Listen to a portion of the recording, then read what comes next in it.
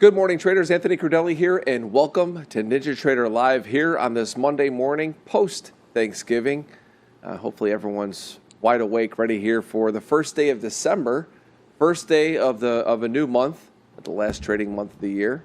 And there's one theme I've talked about all year long on the first day of the month: gold. Gold is up again. It's been the first day of the month theme throughout the entire year. We'll talk more about that and a whole lot more. First, let me introduce the panel. Good morning, Shai, senior economist, sitting with me here in Naples, Tracy Shuchart. Good morning, all. Back row strategist, Craig Shapiro. Good morning. And my man on the big screen, senior market strategist, Jimmy Cagnina. Good morning, Jimmy. Good morning, Naples. It's a glorious day on the island, and the folks in Indiana are, 12-0 undefeated. What could I say? Yeah, I know. I was waiting for it. I mean, it is really impressive. What, number 2 in the country, right? No, we're number 1. No. Some polls might disagree, but yeah, I mean, here you are, and there we are. Number 1, number 2 in the country. What's the difference? Doesn't matter. You guys are in the playoffs. That's the good thing. Again, this morning, when I look across the board, we're going to talk more and more about it throughout the morning. Things that pop out to me before we get to Shai with the news is weak dollar. You got yen up almost 1%. Yep. You've got currencies railing against the dollar. You got the bond market still very range bound, really not doing much. I mean, at least on the short end. The long end is down just a skosh. Gold is up, equities down. We've kind of seen this theme throughout the year on the first day of the month. There's a lot to kind of roll back here, I think, as the last month of the year begins. But first, Shai, the news. Yeah, so let's talk about the obvious this morning, the big moves that we've seen in crypto and bonds and equities. So really, this all really stems from Japan. So we had the yield on the 10-year note rose 3 basis points to 4.04, following a jump in the Japanese equivalent to the highest since 2008 on the prospect that Bank of Japan will hike interest rates later this month. So BOJ Governor Uda talked up the prospects for a rate hike, leading money markets to lift the chance of a move on December 19th to 80% from less than 25% a week ago. And the bond market's response was immediate and violent. The yield on the 10-year reached 1.85, highest level since June 2008 before the collapse of Lehman Brothers. The 2-year touched 1%, a threshold not seen since pre-crisis era, and most strikingly, the 40-year bond yield hit 3.7%, an all-time record that announced in unambiguous language of fixed income that the era of free Japanese money was ending.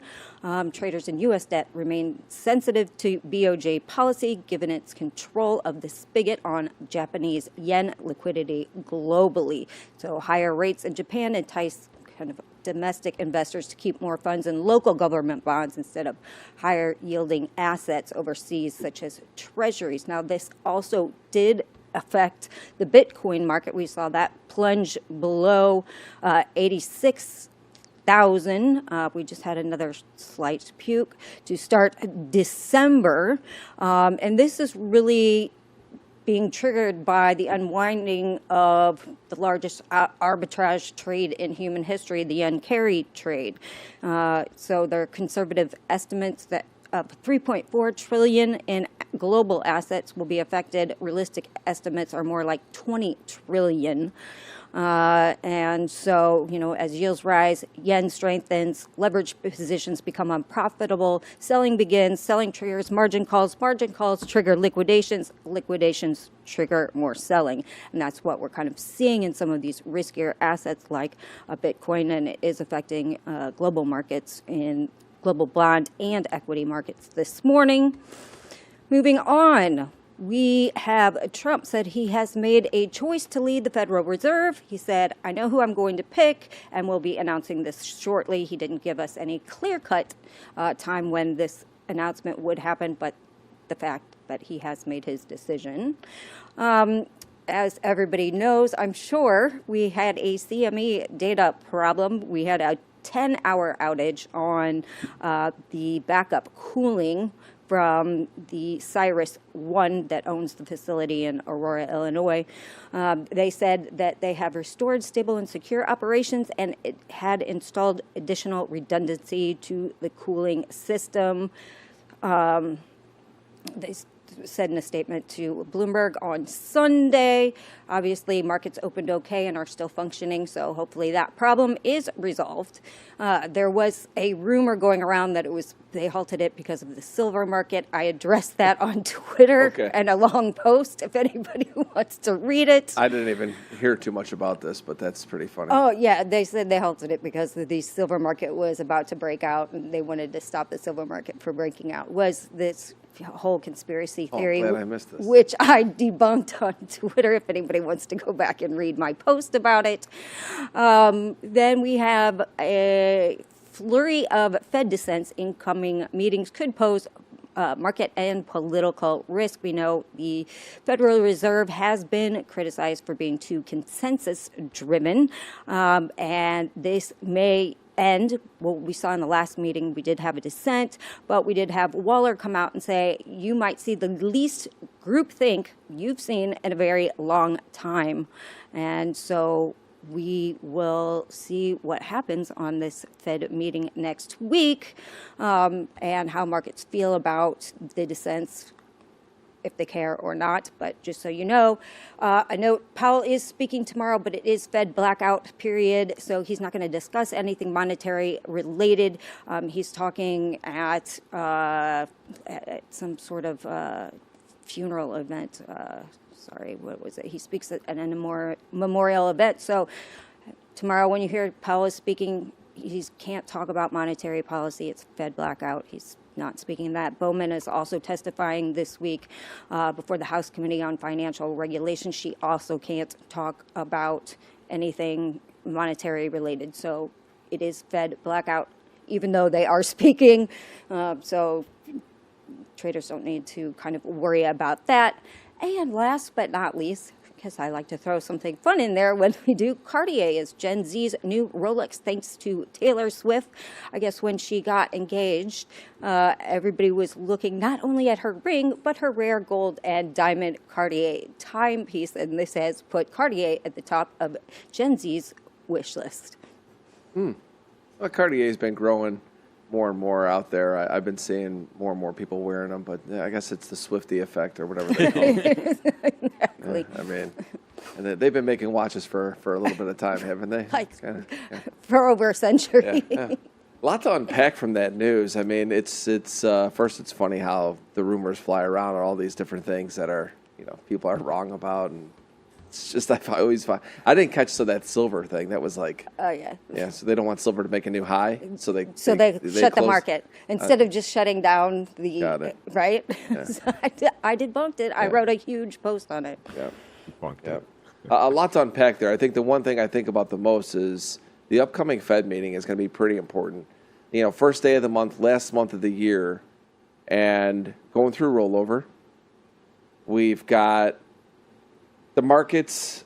Look, at the themes are the themes, right? I go back to what I said probably at the beginning of November, maybe October. Very rarely do you see a market that's been in a dominant primary trend give it back at the end of the year. It just doesn't happen much. I know we saw a little bit of movement in October. I talked about it again in November. It's why I came in last Monday, and I bought NASDAQ and S&P across the board. I talked about that. I'm flat everything now, but again, it's like I think if anything we're sideways to up. But the only thing I think that could kind of put a little bit of a twist into the end of the year is the Fed meeting.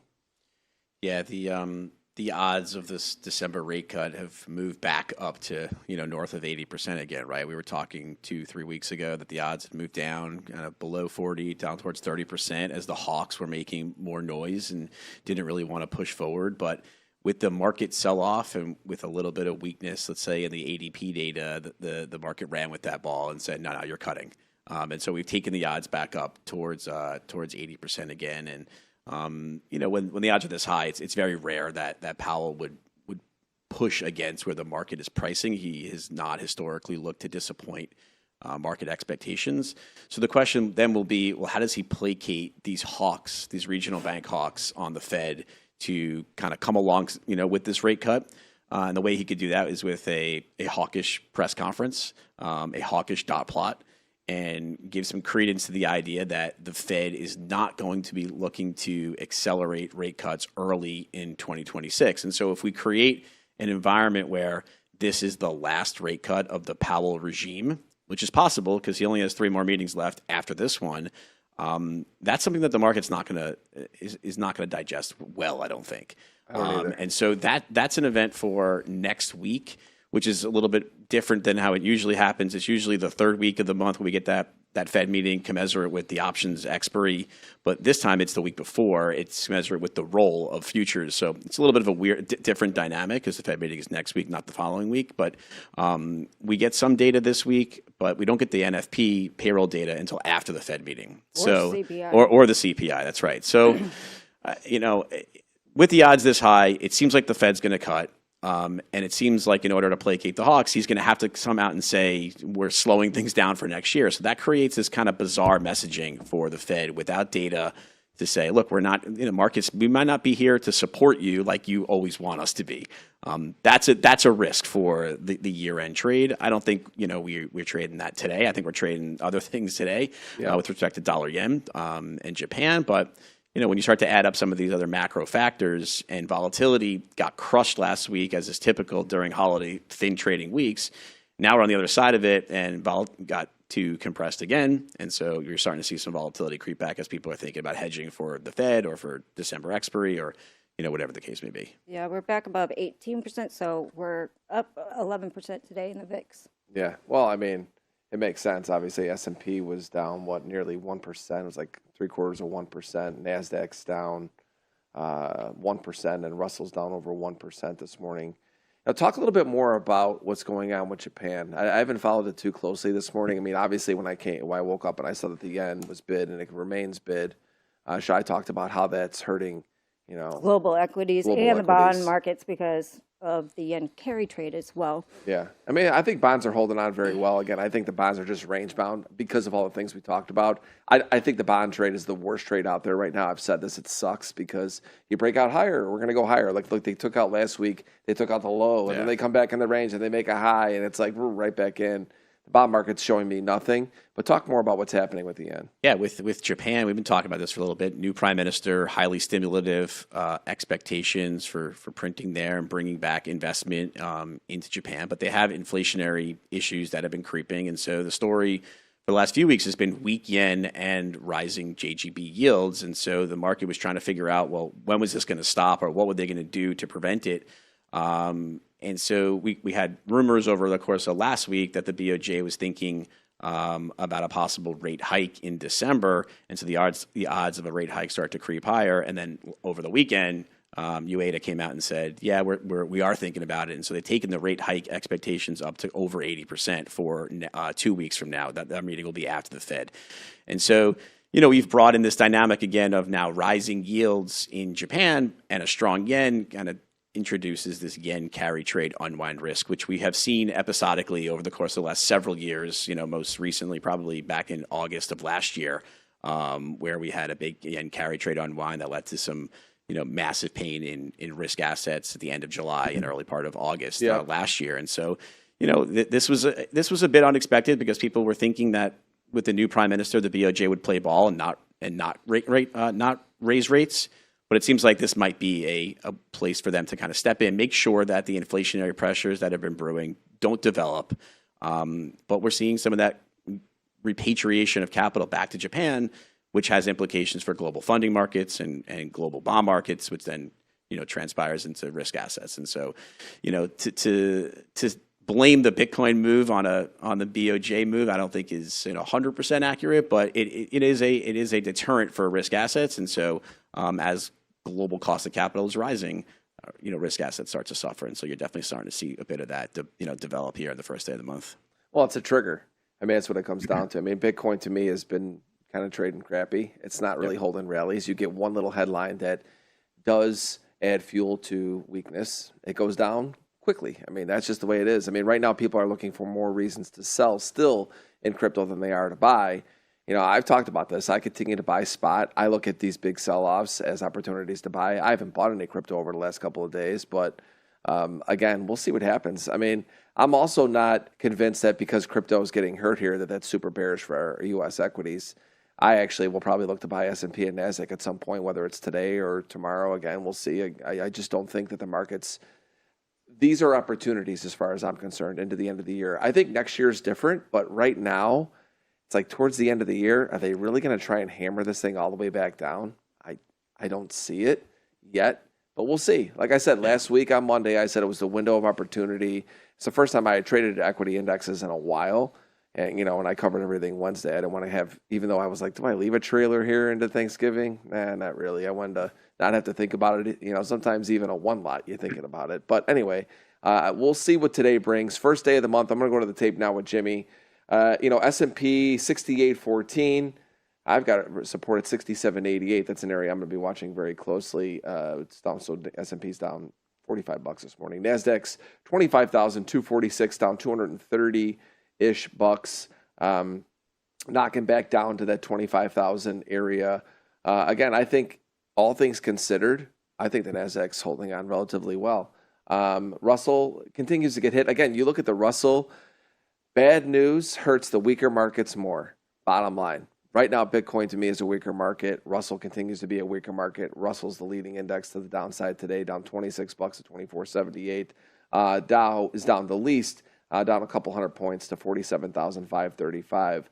Energy markets, we didn't talk about this that much this morning, a little bit. 59.11 here in crude oil. I put it in my note. I want to buy crude so bad. I bought a few last night on the Sunday night open. I scalped them. I'm like, what are you doing? Like, I want to be long crude so bad, but yet I look at the chart and every time I get in it, last week I got stopped out 2-3 times trading it. And I'm like, why am I even in this market? It cannot find any energy on a rally, Shy. It's the bottom line. I just think, again, if without a flush or it's like it just wants to go up, it feels like, but it has no energy in that market. Every time I get in, and it's like I feel like the only guy in the room, I'm looking around going, oh, God, and it just grinds back down. But crude oil this morning, 59.11, up $56, up 1%. Gold, this is the story to me. Gold is up 0.75%. Metals, I should say, are the story. First day of the month, it's been the consistent theme this entire year. Go back and look at your daily chart and look at the first day of the month. What are the flows coming in the first day of the month? They're buying metals. Yep. Bottom line. And you know what? This sets the tone. We'll see. It's probably going to be a little volatile. It's always volatile right now in the metals market, but pretty volatile in gold and silver the next couple of days. But boy, if they start catching a leg higher again, that's just something I would not want to fade, man. Because again, when you look at where would you put your money, where's the most dominant trend fundamentally and technicals, it's the metals. Well, and silver broke that double top. Yeah. And when everybody left it for dead, when we had that second top kind of have a puke. But so silver's breaking out of that cup and handle if you look at a weekly chart. Yeah, and we'll go back to what XY said last week, right? He goes, "There's no such thing as a double top." Didn't he say that on the stream? They don't exist. And then you've got this. So silver's at 57.90, up 1.25%. Platinum at 1,700. Don't sleep on platinum. I mean, that thing is, I love that market. I mean, that market, I think, is still going to head higher. Bonds, as we've all talked about this morning, 30 years, 116.27, down 19. Ultras are down 22 ticks to 120.08. Again, I think in spite of everything that's happening, I think that the long end has held on relatively well. Short end is pretty much flat. I mean, 10 years off, 4 or 5 ticks. 10-year yield this morning comes in at 4.04%. And again, we've talked about the yen up nearly 1% against the dollar at 64. 68 in 6J. Euro's also up a third of 1% of 116.51. And then the pound is up modestly at 132.63. Again, Bitcoin 86,300. And ETH is just floating above 2,800-ish. Again, and not a surprise to see crypto weak. I don't think crypto is a story. And if crypto stays weak, I don't think it hurts indexes. But we'll see. Jimmy, what'd you see in the tape? Well, I'm in crypto. I mean, across the board, it's the first thing I noticed. We have Ether down almost 7%, Sol down 7%, XRP down 7%, the Bitcoin down 5.26%. So that asset class is clearly money is coming out of that asset class, right? And those are big numbers, right? And they've been sustained for a little bit of time now. This isn't just today. We'll talk about the Bitcoin in the Edge report in a little bit, but that's the first thing I noticed. And it's like, all right, is this risk off or not? Looking across the board, though, there is an awful lot of red. And the other thing that was interesting to me was even the S&P last week, it had a 324 point range in a week. I mean, it was moving down and up and sideways, and I expect that maybe to continue a little bit going in, at least between now and in the Fed meeting. And then lastly, yeah, the bonds are kind of slow. We're talking 4.7-ish on the 30-year yield, but it's really a nice swing trade and a nice day trade when you could buy the 116 halves and then sell the 117 halves, all for the whole entire month of November. It's been really nicely tight in that range. And, until it's out of that range, to me, that's an easy trade, not an easy trade, but a appealing trade to me, to, buying those 116 mids and selling the 117 mids with, clear and present stop at a breakout. Yeah, Jimmy, I mean, if you like consolidation type trends where markets are really respecting, range bound support and resistance, then the bonds are your market. But, again, I look at it, I look for trends that are dominant. I look for the pullbacks and then back within trend. The bonds, to me, it's like they hold Pax's quarterly pivot, then they don't hold it. And I look at his quarterly pivots as key areas. They're aligned with my supports, which has been just below it, which has been why I've not really gotten bearish on bonds, and we're back really right to it again today. We're at near his quarterly pivot and my support. I look at it and go, if anything, yeah, again, it's a buy for a rotation, but the bond market is as confused, I think, as what the Fed is going to do. I mean, it kind of feels like that's the case. And again, it depends on what type of market you like. But what I do like, again, I go back to equities today. I got to tell you, first day of the month, you see weakness. I look at this headline and I go, okay. I mean, is it enough to derail this thing? I think it's, again, another opportunity. We'll see what happens. But I would not be surprised to see this market close green today. I mean, U.S. investors all year have shown remarkable resilience to not care too much about global macro developments, right? And so things that are going on in Japan have really not been something that people have focused on really at all this year. That doesn't mean that they won't at some point, but the idea of the AI CapEx trade and the seasonals in December and the flows that come in at the beginning of the month, plus the share buyback flows, which are very aggressive and impressive in the month of December, can help support the S&P. But to the extent that dollar yen keeps doing what it's doing, and we have another 1% move tomorrow, the day after, then global macro and global cross asset guys will start to notice and pick up on that momentum. So.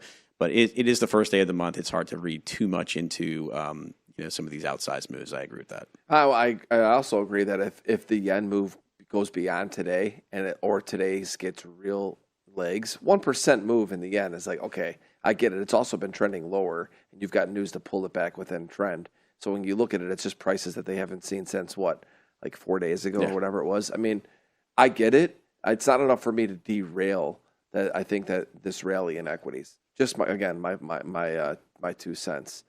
We've got a minute and a half left before we get to the Edge report. Let you guys each go 40 seconds. Kind of close us out, Shai. Any final thoughts before we head into our guests this morning in the Edge report? Yeah, so I think really, keep an eye on the yen, keep an eye on the bond market, because that's going to kind of give you some clues where liquidity is going or not. And I agree with you that if we have a sustained rally in the yen, that could start meaningfully mean something bigger to market. So just something to keep an eye on. Yeah. Close us out today, this morning. Yeah, and we have some data this week. We get the ISM today, services ISM on Wednesday, and we do get the ADP on Wednesday. So markets will be looking for some, understanding of how the macro economy in the U.S. has been developing, and that'll help instruct the Fed for next week. And finally, just as a potential exogenous event, we are waiting for the Supreme Court ruling on tariffs. It could come as early as today. Supreme Court typically gives rulings at 10 o'clock on Monday mornings. So if it doesn't come today at 10 o'clock, then we'll table it again for next week. But that is a looming thing that is sitting out there for the bond market. Are we going to lose all that tariff revenue? What does it mean for yields and government deficits? So just something to keep in the back of the mind. Yeah, so that will be out by 10 a.m. Eastern. Typically, that's how they do it. Yeah. Yeah. Okay. Something to watch for. I mean, that could definitely throw a little curveball into the first day of the month kind of trading here. Chad, again, good morning. Hopefully everyone is doing well. Hit that like and subscribe button. Great to be with you here on Monday. Hopefully you all had a wonderful Thanksgiving. I did. I know I'm still kind of dusting off the cobwebs a little bit myself. You know, I didn't host Thanksgiving, but it was interesting. You know, Shai was with me on Thanksgiving. You know, I had a big group of people over at my club, and it's like, the one thing I miss about not hosting is I didn't have the leftovers. So hopefully you guys are still enjoying your leftovers. I didn't have them. It's okay. I compensated by eating other things. But again, great to be with all of you here on Monday morning, first day of the month. And as I wrote in my note, small and smart, ease your way into the first trading day of the month, which is the last month of the year. Don't ruin Christmas. I've done it many times before. Take it easy. Let's take it slow. But it's about that time for this morning's Edge Report. Take it away, Jimmy. Let's start out with silver. I mean, this is a huge story. This is a weekly silver chart, parabolic. We're literally from this peak low here that we saw again weekly, April. We're literally low to high up 113%. So this is certainly just an astonishing move up over the last several months here in silver. Remember what happened to Icarus, though, when he flew too close to the sun. So be careful here. I had to go to a daily here to I had to use a fib extension to kind of figure out targets on the upside. There's really, no targets to kind of to look for. 123.6%, right north of that $59 number. And then after that, 138.2, again, fib extension, $60.33. So there are some targets on the upside. Moving averages are just, launching straight upward as well, as is the MACD. So right now, anyway, it is definitely a bullish disposition. Intraday, really nice volume profile, surprisingly. After you look at that weekly and that daily chart, you're like, oh, okay, this is not going to look like this. But this is a perfect volume distribution here in silver so far on this session, right? Point of control right in the middle around 57.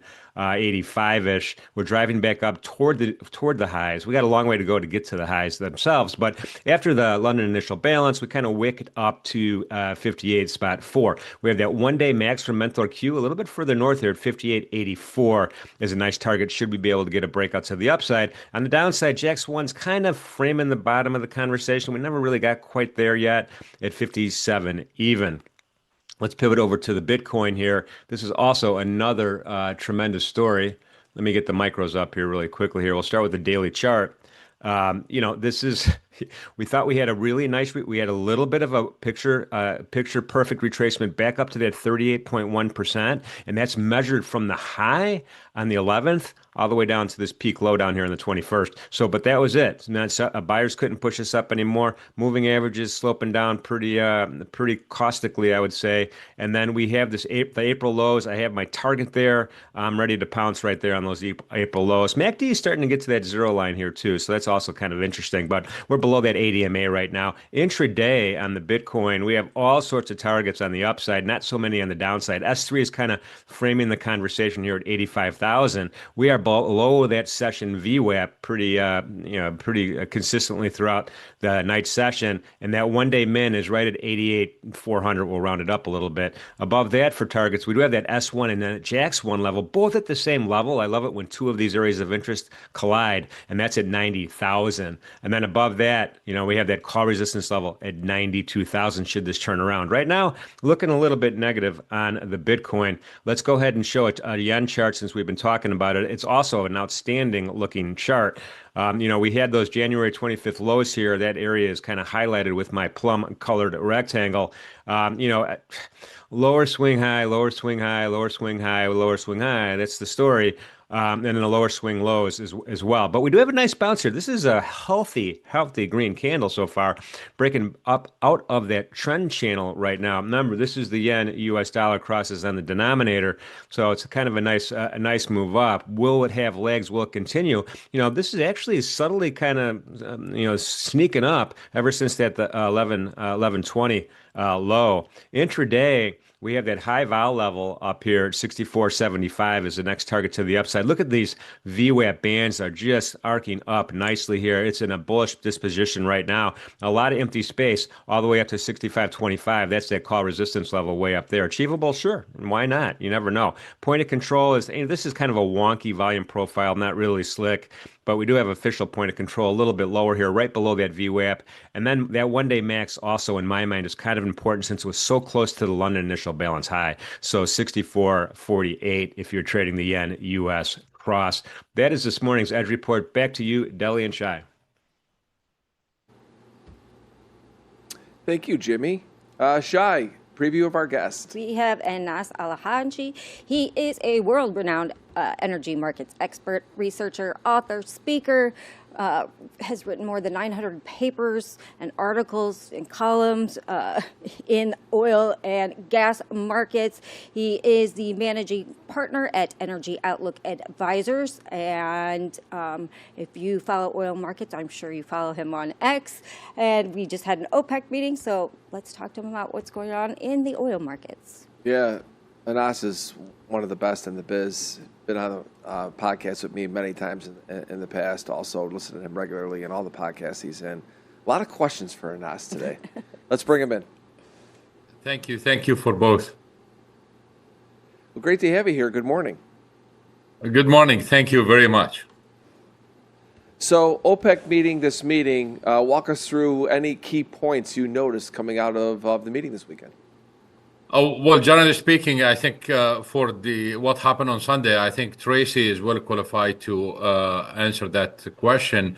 Generally speaking, this is more kind of a management meeting than anything else. That's for OPEC Plus.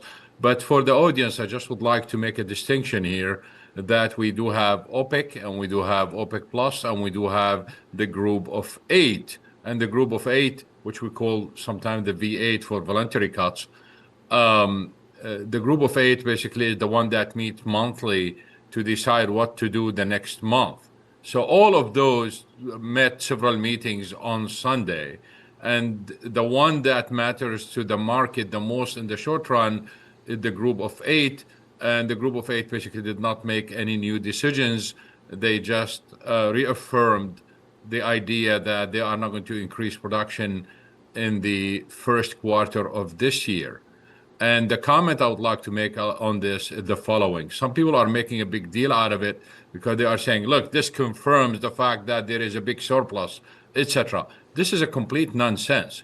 Oil demand usually declines in the first quarter. And the second issue here is if you look at last year, in November, President Trump won the elections, and then they decided to delay the increase in production until April.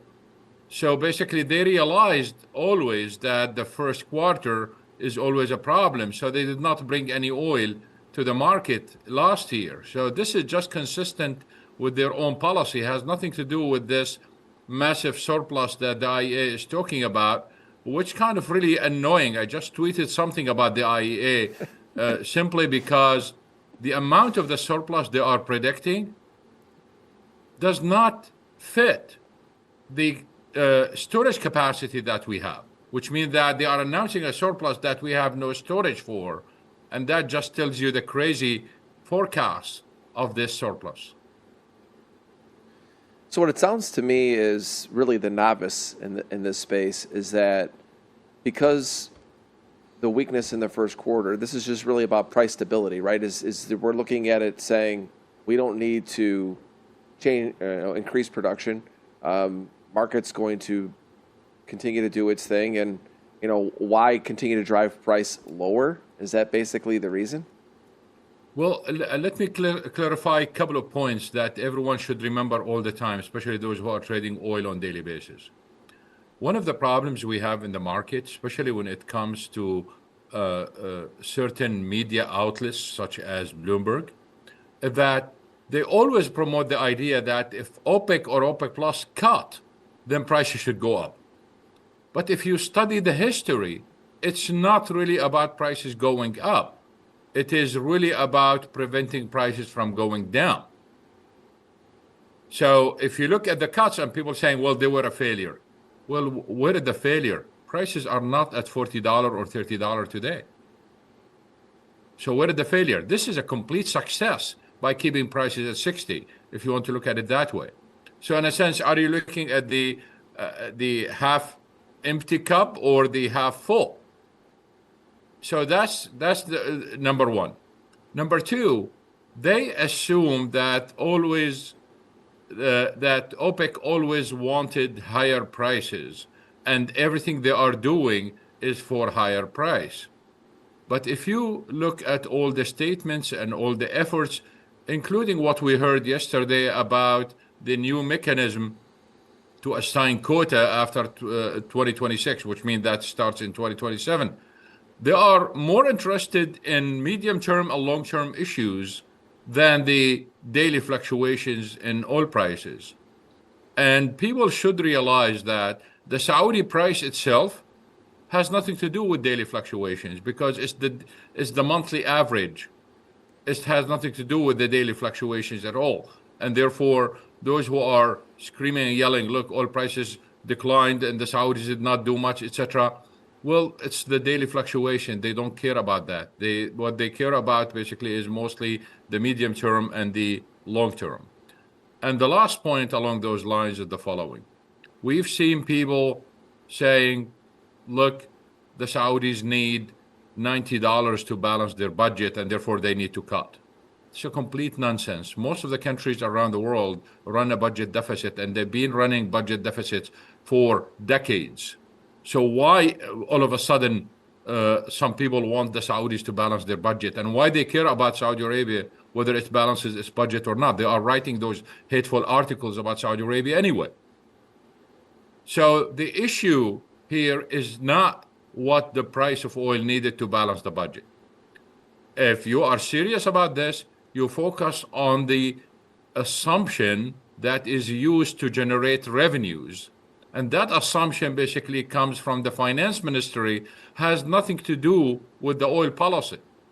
There is not a single evidence to show that the Saudi policy is tied to the price that is used in the budget or to balance the budget. So what I'm trying to say here is the focus really is on all the other issues together: market stability on one side, lower volatility on the other, OPEC plus cohesion, the politics of it, etc. So it's the management of all these things together. It's not only prices. And talk about, they've been talking about the supply glut for over a year now that really hasn't showed up in the market, even though some are saying, oh, there's all this oil on water. That means we have a supply glut. And so can you kind of talk a little bit about that and maybe clear up some of the confusion? And also throw in, why do you think that market sentiment has been so poor on oil markets in general, after we have known that, oil demand's going to last much longer than we think we have? Even the IEA finally admitted that. Yes, I don't think we have enough time to go and explain everything. For those who are interested, they can go to our publications and read in details and check all the numbers and all the charts. But briefly, here is the situation. We do have a manufactured bearishness, literally, and the evidence basically are overwhelming. So let's start with the surplus. Just to say one thing here regarding U.S. oil production. U.S. oil production been increasing. If you look at the September data, it's at record high. But if you look at August, where the increase came from, it did not come from shale. It came from the Gulf of America or Gulf of Mexico. If you look at September, most of the growth basically came from, all the growth came in from two places. It came from Alaska and it came from New Mexico. So that's the western flank of the Permian. And what we know about the western flank of the Permian, it's really gassy, which means that most of that increase is really light ends. It's not real crude. But regardless of all of that, if you look at the amount that we locked in the strategic petroleum reserves and you look at oil production additions, most of the production additions today are locked in the SPR or equivalent amount. So where is this oversupply in this case? We are, yes, production is increasing, that's bearish, but we are locking an equivalent amount in the strategic petroleum reserves. The result is almost zero. So that's number one. Number two, when we talk about oil and water, we do have some serious issues here. We highlighted about 7 of them, but I will talk about 2 quickly. The first one is if you look at Brazil, for example, and that's where the media and some analysts basically missed the point. Brazil's exports declined in September, and they are declining right now. So supply is literally decreasing. This is bullish. But exports to China skyrocketed. They are shifting oil from the United States and Europe to China. And the distance to China is triple that to the United States and double that to Europe. So naturally, you end up with more oil on water. But supply decreased. You cannot be bearish because supply on water increased or oil on water increased while the total supply out of Brazil decreased. So that's number one. Number two, we have a problem with Iran exports because most of the media follow the exports based on the electronic signal of the ships. So if they turn on their signal, you see it. They don't, you don't see it. And for some reason, all of a sudden, several weeks ago, every single tanker that is carrying Iranian oil turned on its signal. So all of a sudden, the media is seeing all those ships, but those ships already been on water. So you have higher oil on water, but no impact on supply. Then you have Iraq. As you know, Iraq started exporting from the north. Kurdistan, when they were not able to export their oil, they were sending most of it to Iran, and through Iran basically is going to China on the dark fleet that the media and others do not see. But now going through Turkey, everyone see every barrel. So all of a sudden we have increase in oil on water, or at least increase in the visible oil on water, but really that the same oil was there. It was just going in a dark fleet. Now it's not. So you can see that the amount of oil on water is exaggerated and the impact of it is exaggerated. To give you another example on the exaggeration, the Saudi Arabia increased its exports significantly in September and later in October.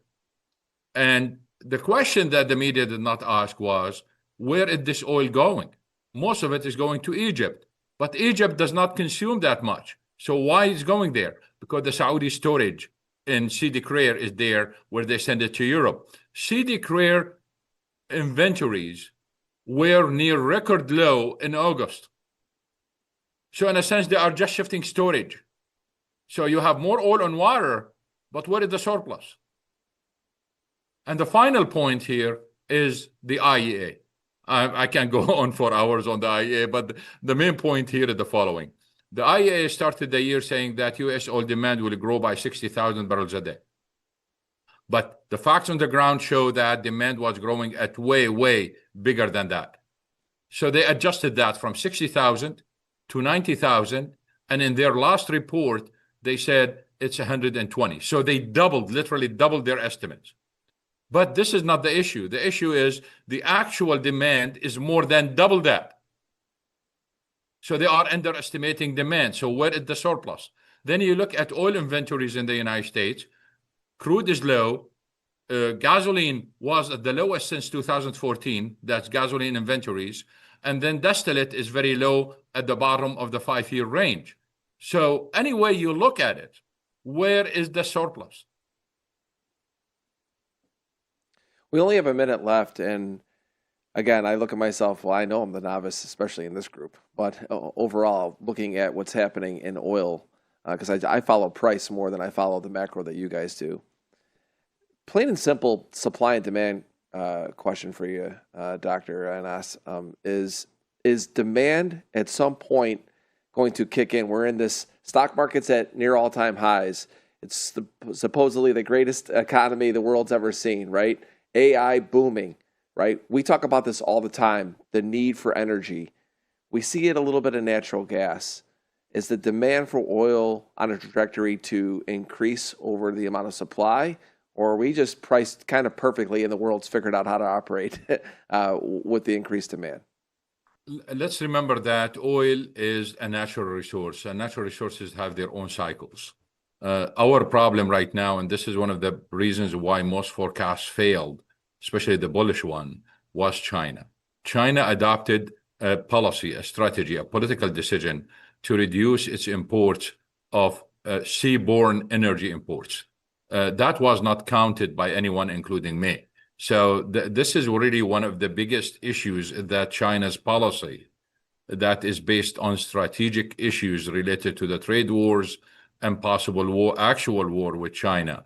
So that's really one of the reasons. But if you don't mind, I would like to end with this statement.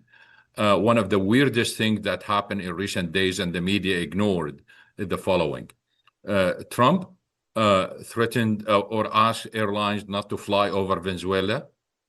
And days before that, China stopped importing oil from Venezuela. That's number one. Number two, before the attack on the CPC terminal in Russia, of course, CPC terminal exports Kazakh oil mostly and some Russian oil. Before the attack, Russia stopped blending its oil. So they literally, they stopped exporting oil through CPC before the attack, and the media ignored that.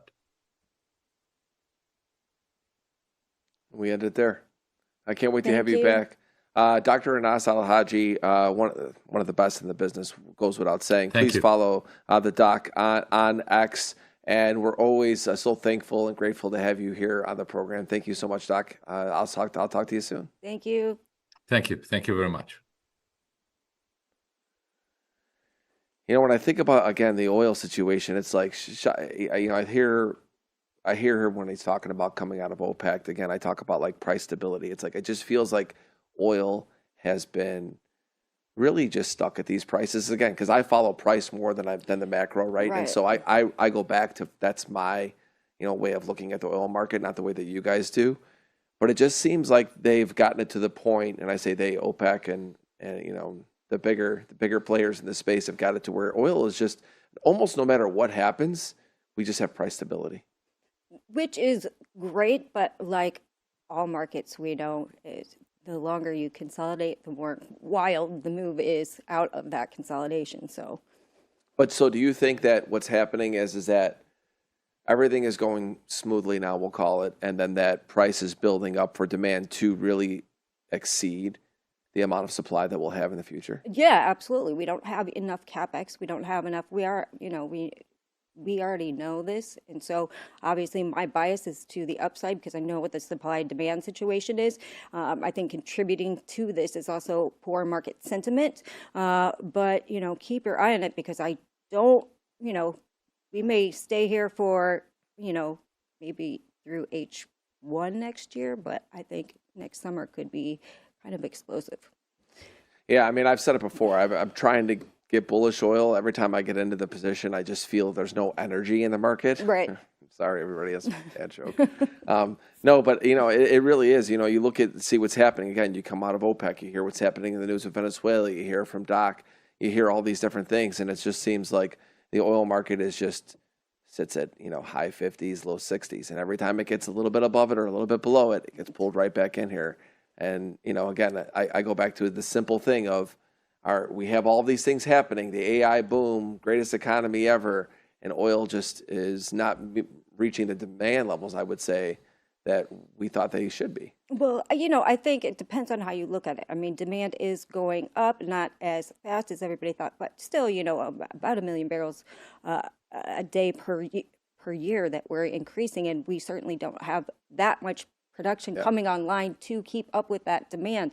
Again, I still think the energy sector in general, even if you look at the AI demand, still really it hasn't caught up to what all this demand is. And so that's why I keep saying I think this is a story for next year when they go, oh crap, we should have thought about this. Yeah, don't sleep on the oil market, everybody. Metals were the theme this year and will be till the end of this year for sure, and probably beyond. Energy markets, I think, are brewing for something here. For sure. We'll see. All right, Shai. We'll see you in chat. All right. Thank All you. right, let's bring in Farm. We chewed up enough of his time. He's probably pissed at me. Good morning. Morning, Deli. How we doing? I'm doing great. Let's go right into the charts today.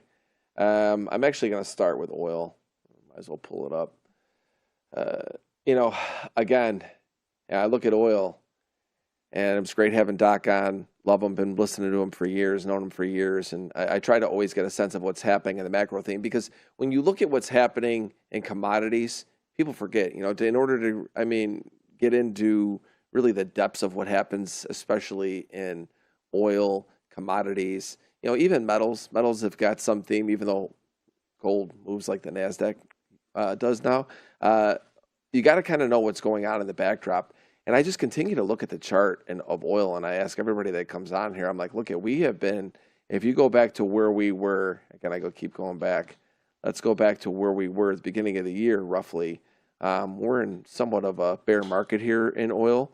If you go back to where we were 8 months ago, we're pretty much the same prices, and it's just done nothing. Every single rally has been sold. When I look at it from a technical perspective, I look at just the simple things in it. Are we getting near oversold or overbought even in a consolidation? No, it is the epitome of a consolidation. Again, I look at it, and my yellow line is my neutral line, which it cannot get above at all, and I continue to monitor it very closely. 59.84 is a level we'll watch for in crude. If I do start to see daily closes above it, hearing everything I hear from Shai, obviously Doc, Anas today, and just everybody else in the space, saying that the oil is brewing for a rally. Let's got to prove it on the technicals, and I have not seen any closes above my neutral level in months. And it's kind of bounced off of support, but really lackluster. But above 59.84, watch that into the coming days and weeks, everybody. If that does happen, I do think we could see a spike up to nearly 62. I'll trade it. I've been trading in and out of oil, not successfully, because even when I buy the dips, I'm sitting there going, kind of just, more time is getting me out of them than anything. But if it does start to see above my neutral of 59.84, I do think a spike up to 61.93, which is a decent move, a couple bucks, could happen. And that's something I look to play. One thing I want to talk about gold, because I'm going to let you talk about equity indexes. When I look at what's happening in the metals market, time and time again, everybody, the most common theme I've seen this year on the first trading day of the month is gold is higher. Metals have been higher. Go back and look at your daily chart. First day of the month, green. I'll just go back to here. You can see August, first day of August, big green candle. You could probably barely see it on your screen. First day of September, big green candle. First day of October is a green candle. Not a big one. Nonetheless, it was a green one. Go back to November, you're coming off of a little sell-off. November, you go back, green candle. I can go back the whole year. I've been talking about this on NinjaTrader Live for really probably since the end of the first quarter. I'm like, wow, first day of the month, gold continues to get bid. Again today, but anytime we've been breaking out of previous highs with gold and you see a bid like this, I see Bollinger Band expansion above my resistance levels. Boy, is gold ready to make a new all-time high for the end of the year? It sure looks like it to me. When I see gold today, I think it's a market where on dips you want to be a buyer. I think it's a market where, go back to first day of the month, flows are coming into it. Technically, fundamentally, everything supports higher prices in gold in this current moment. It's a market that be very careful of fading today. I wait for pullbacks to come in. I'm not really doing much here myself in gold, but I think that, just to give some color to everybody, it's the trend that just keeps on paying, and I would not be in a hurry to fade this thing. I'd be finding a way to go with it. So those are the two non-equity index markets. I'll hand it over to you to take a look at what's happening in NASDAQ and S&P. Appreciate that, Deli. Yeah, crude, I'd love to be long. Agree a lot of reasons why it may not want to die. And I'm with you, greatest economy ever, and crude's in the dumpster. So I really wanted it to take those April lows. I really think it would have been able to find some strength if it just stopped everybody out that was long since April, but doesn't look like it's ready to do that. So with equities, I've started just kind of way zoomed out here, right? Where we left off last week, we had taken out the October low, which ended monthly one-time framing higher for the first time since the lows. Now, keep in mind that does not mean the market's in a downtrend. It just simply pauses things potentially. And it is extremely, extremely likely that we're then going to back test higher. It's like you've said this many times. It's not like a bull market rolls over easily, right? Especially in the end of the year. And so we got that last week, shortened holiday week, some volatility crush, came pretty far. You can see on the profile, it's a pretty thin structure. And so, is there some potential for, this to check back? Is there potential for it to completely unwind? Absolutely. Is that a base case? I don't think so. But some further consolidation prior to attempting a new all-time high, I think would be extremely healthy. If you look all the way back, I was looking at monthly candles in 2023. I was looking at 2024, December into January. This move here at the end of the month is similar both to, August of 2023, that put in like that, is it a hanging man or is it a hammer monthly candle? So this was similar to that. And then from the 2024 into 2025 picture, this thin rally back up to all-time highs or near all-time highs is like identical structure to that. And, when that happens, when you've got thin structure on the way up and you're racing up towards a potential breakout, it's just far more likely that it's going to fail. And so to me, this consolidation, digestion, obviously we've had, some Japan news that's causing a little bit of volatility, but any kind of consolidation to me is before attempting that all-time high break is very healthy. I've marked out just a couple of spots for today, big picture on these weekly profiles. This kind of 57 to 64 spot. If you just look left, that was effectively sort of a lower edge way back here that bulls were defending, and it was the loss of that lower edge that opened some of this weakness, especially once it was offered below. You saw how nasty things got. It also traded through there on that prior lower high as NQ stayed relative weak, and it broke down again from that range. And this was Friday's spike. So a lot of the structure from last week, again, was very thin, multiple sets of single prints, at least 2 days with a spike into the end of the day. This spike thus far has been rejected. We've taken Friday's low. Okay, no big deal. That just brings the daily now back to balance. We are set to open.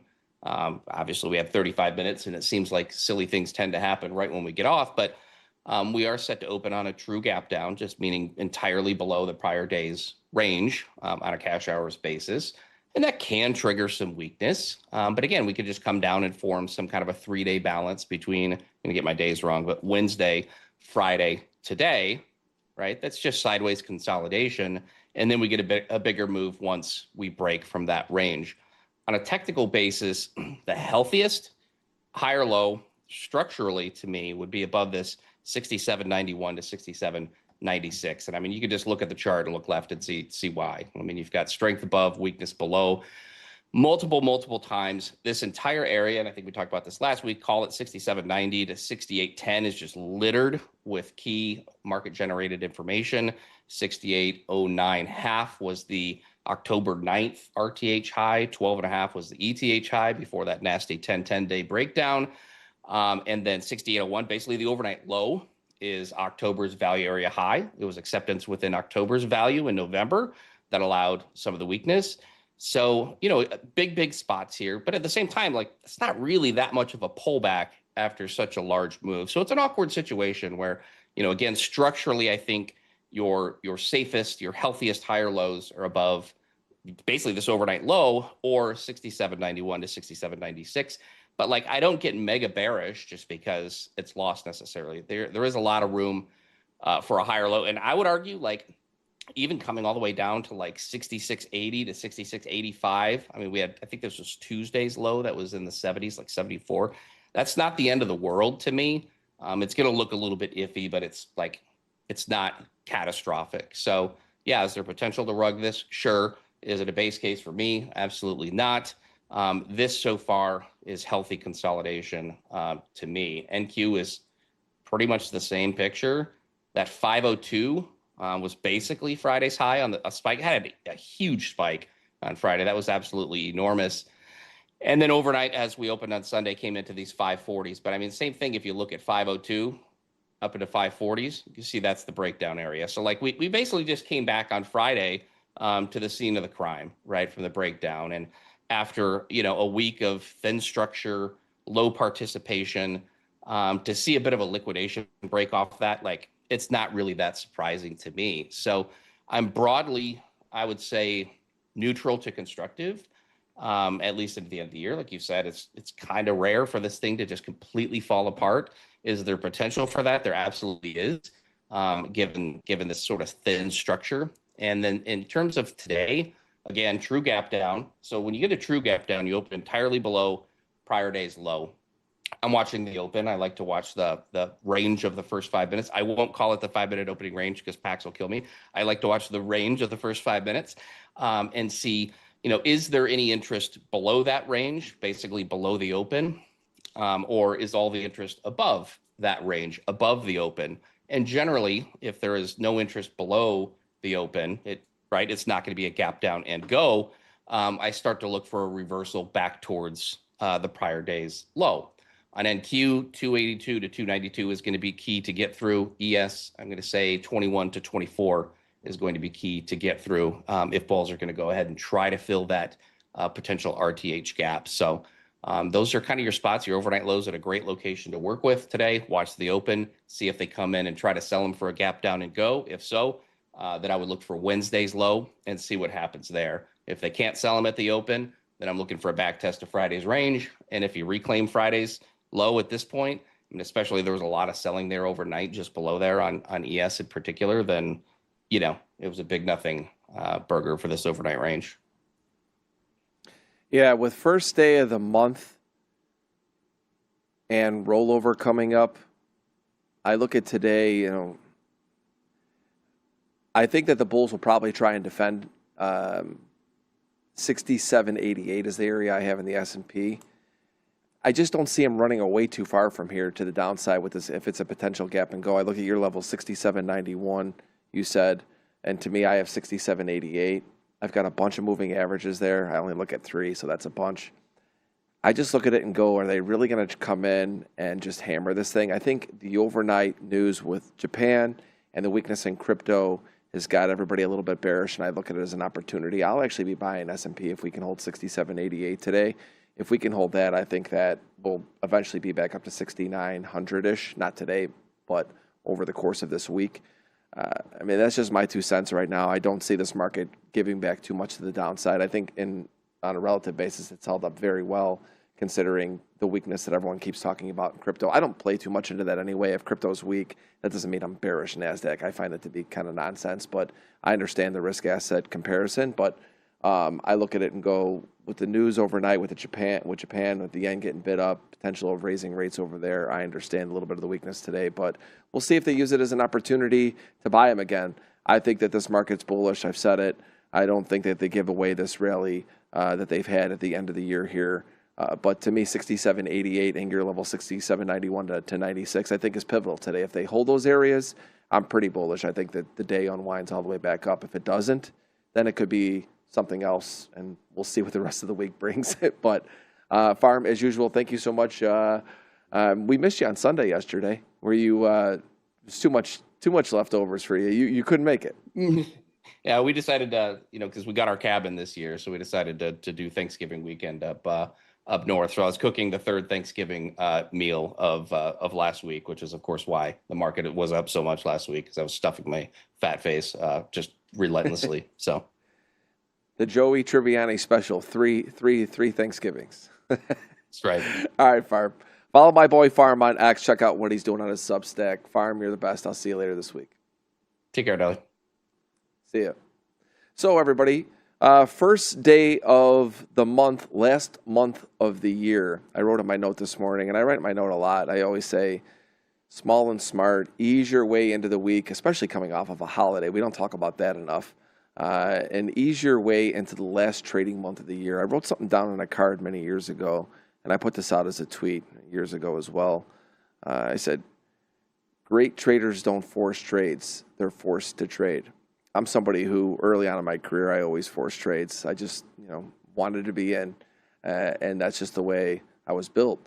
And over the years, I had to train myself out of that mindset. And when you come off of holiday weeks, when you come into first days of the month, you got rollover coming up here in a couple of weeks. We're not quite in rollover yet, but nonetheless, you've got some of the other markets rolling over. You've got the last month of the year. You got a little bit of news coming out of the weekend. Don't be in a rush. Don't be in a hurry. And we have two traders that don't force trades. They are always forced into trades because of their preparation. It's time to trade the open with Jadecap and Tanja Trades.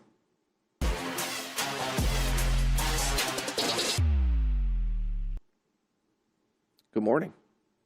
Good morning. How was everybody's How are holiday? you guys? Oh, it was great. Too much turkey, too much stuffing, but I made it out alive. Nice. Tanya, you're giving me massive FOMO with these apple pies here. I mean, this is, I don't look. I got a lot of room on my desk here. I might be able. I'd like to see one over here at some point. Yeah, of course. I'll come to New York and then I could have, my own. I'll bake it fresh out my oven. I really like my oven. It really is important in making a good pie and like any kind of baking dishes, having a reliable, good oven. Here's the plug for LG. No, I'm not plugging anything, but I don't know if I'm having a bad oven. The back of my cookies, like the whole back of my baking sheet being like burnt, and then Somebody said you have the Easy Bake oven. Oh man, I wanted one of those so badly when I was a kid. I never got one though. I mean, Jade, have you seen her pies? They're like pro level. I mean, literally the glistening of the crust. I mean, it's like, they're Secret is perfect. you put some egg wash on it. Yeah, and then it glistens for sure. That's the secret, you guys. Maybe you should start a cooking channel. Oh my, Tanya cooks. Yeah. Yeah. Yeah. I mean, it All right, definitely well, does. let's talk. So that's a fun, nice thing to do. Speaking of cooking, let's see what you guys are cooking up here today. First day of the month, December, coming off a holiday week. I kind of talked about the mindset coming into it a little bit. We'll start with you, Tanya. What's catching your eye on this Monday morning? Oh yeah, so I mean, what's catching my eye, definitely everyone's watching that we just dumped during Asia last night because you see, if you guys talked about that Japan news, we took out that previous day high, came all the way back up, took all this buy side up here into this daily, and now we're dipping back into, we have two daily fair value gaps lined up, and oh, we just had a huge move to the downside. Now we got that huge move to the upside. I think that we could digest now, especially after a large overnight move. So I think that before the next move up higher, if we do go higher, I would want to see consolidation. But if we're going to end up going back down to last week's low or towards, let's say 20 here on the NASDAQ, 24,600. If we're going to go back down there, then I would think that the strong reversal keeps holding and that we have a fast next couple days of downside, including today. We could have a fast open. I don't know. You guys chat. We've had a lot of fast opens on Mondays recently, and ever since Stowe, shout out to Stowe, he mentioned it one day. He was like, "Oh, Mondays are more likely to trend than any other day, right?" So after that, I've definitely started to look at that more. Oh, why? And he's totally right. Because a lot of times at the open, we'll have a gap and go, whether it's to the upside or the downside. So if we're gonna have a lot more downside today, I would expect something like that at the open. Other than that, I think I'd probably lean towards more consolidating. I'm more of a bull, so I definitely want to pick my spots, whether it's below the current low on ES or below London low. I'll have to check it out. I'm definitely going to be marking out the low that we just made, actually, 6,800, close to that psych level of 6,800. It's at 6,802. And kind of just go from there, I'd say. I What are you feel like seeing, JCap JCap? probably has like a fairly similar chart. Let's see. Yeah, I'm basically seeing the same thing. So we did take out that October low. We had a nice swing failure here. So after this closure above this low, I was really tempted to go long. I believe this was on, when was this, Tuesday of last week.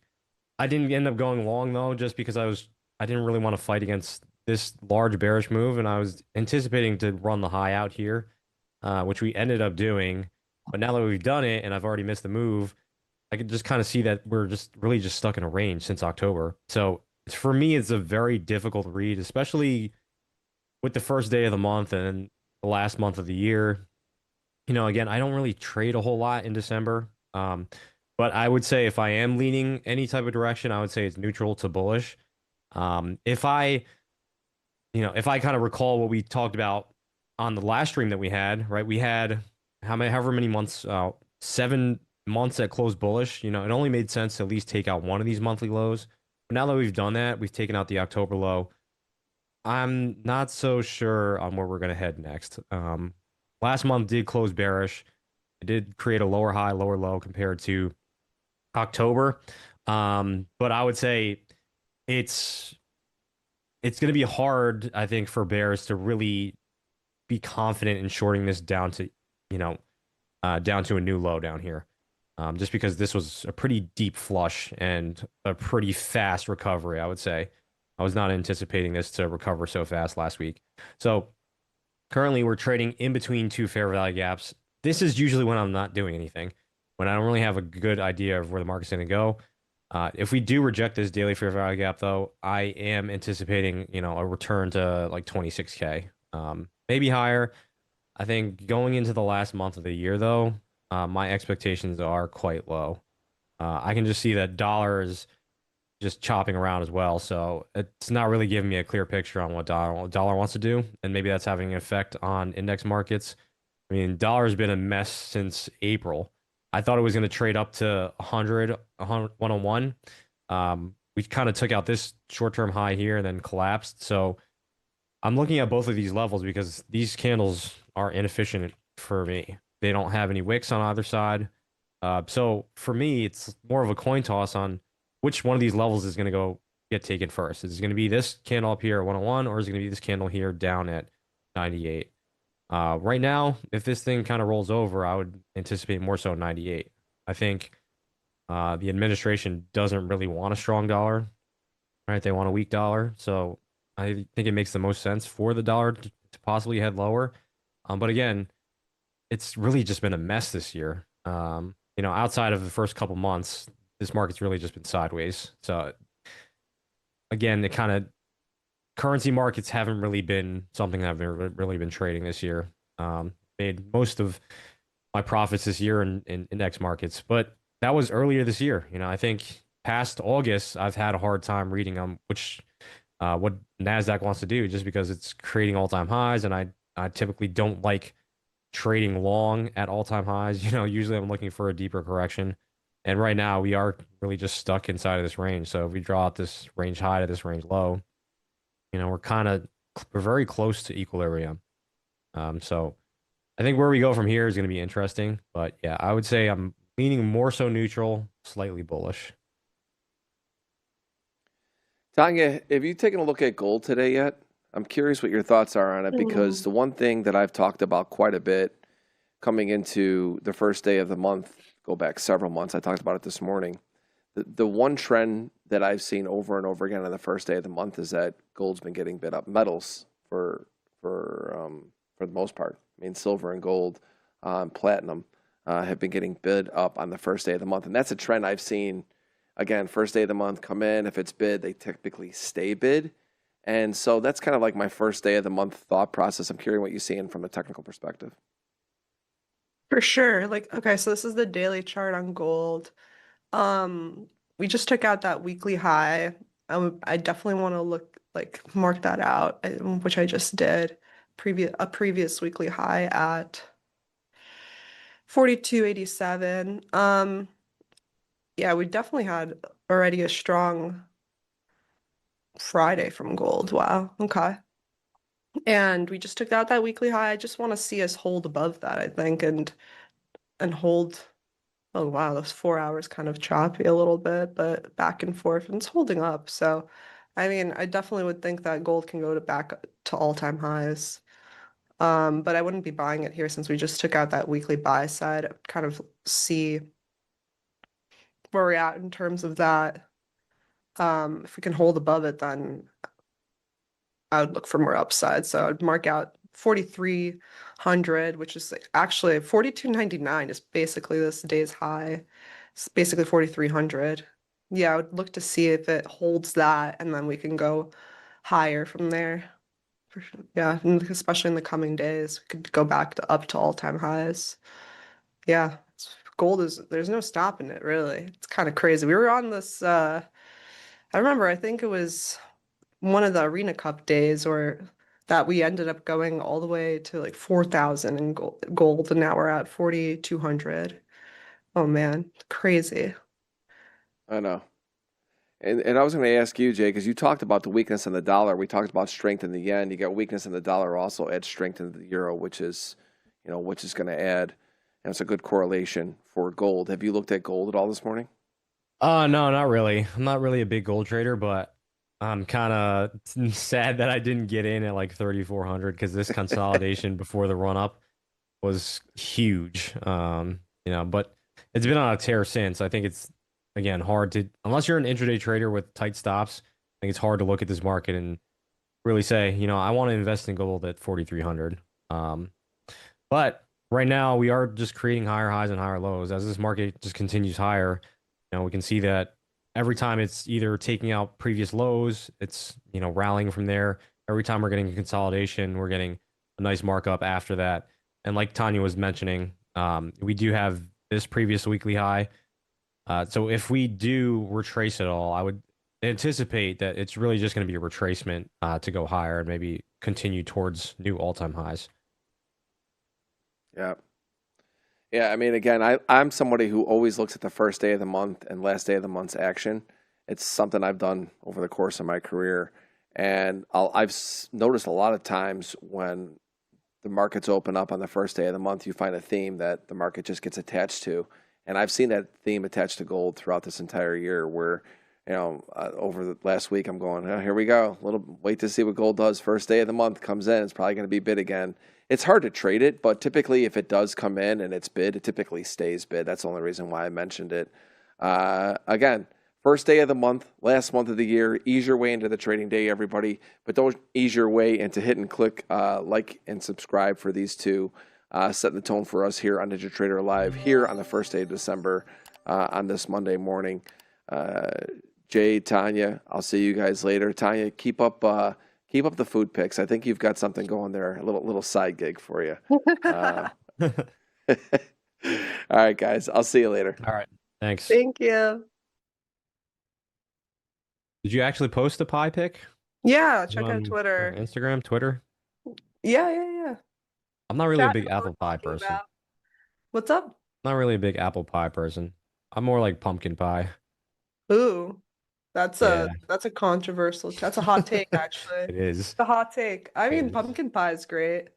I don't think I've ever made one though. I don't know. I don't like pumpkin pies unless it's a really good one, and I've only had one good one, I would say. What about pecan pie? Uh, that's okay. I'm Yeah, not really same. a dessert guy, to be honest. I'd rather just eat stuffing. Okay. Everyone says stuffing's the star of the show, It is. and I agree. I think, Some people don't agree with me really though. important. Yeah. Super important. I guess talking about the gold trade though, usually, and this is where I think high time frame trading really comes into play, is when you start watching more markets, usually there's one market that has like a mega trade throughout the course of a year or maybe a couple years. Because when the Fed was cutting rates, right? If we could go back to the yen, right? If you guys follow the yen back in like 2020, right after COVID, and we started cutting rates, this is a massive mega trade, right? And if you're not on board with all the macroeconomics of what's going on behind the scenes and why specific markets are really moving. You know, there was headlines that Russia and all these global economies were buying up gold. They were, you know, buying tons and tons of gold. If you got in when those headlines were coming out, right, that was like all the way back here, right? I think like last year, 24, right before Trump got in office, basically, is when they started pumping out headlines that, you know, Russia is buying gold or US is buying gold. There was tons of people that were just stacking up gold reserves, and you kind of see the after effects, you know, of that. So yes, sometimes you should pay attention to headlines because headlines do at times provide these massive mega trades where you look back and you're like, you know, why didn't I first of all stay on side for the most part? Because even if you're a short-term trader inside of this long-term trend, you're taking a huge advantage of just being long only, right? Even though you go through periods of consolidation, if you can catch the moves where it's pumping higher, you're going to make back all those losses when you know, tried to long inside of the consolidation. So I think it's very important to, as you mature as a trader, to eventually start following more markets and start understanding the narrative behind like intermarket analysis.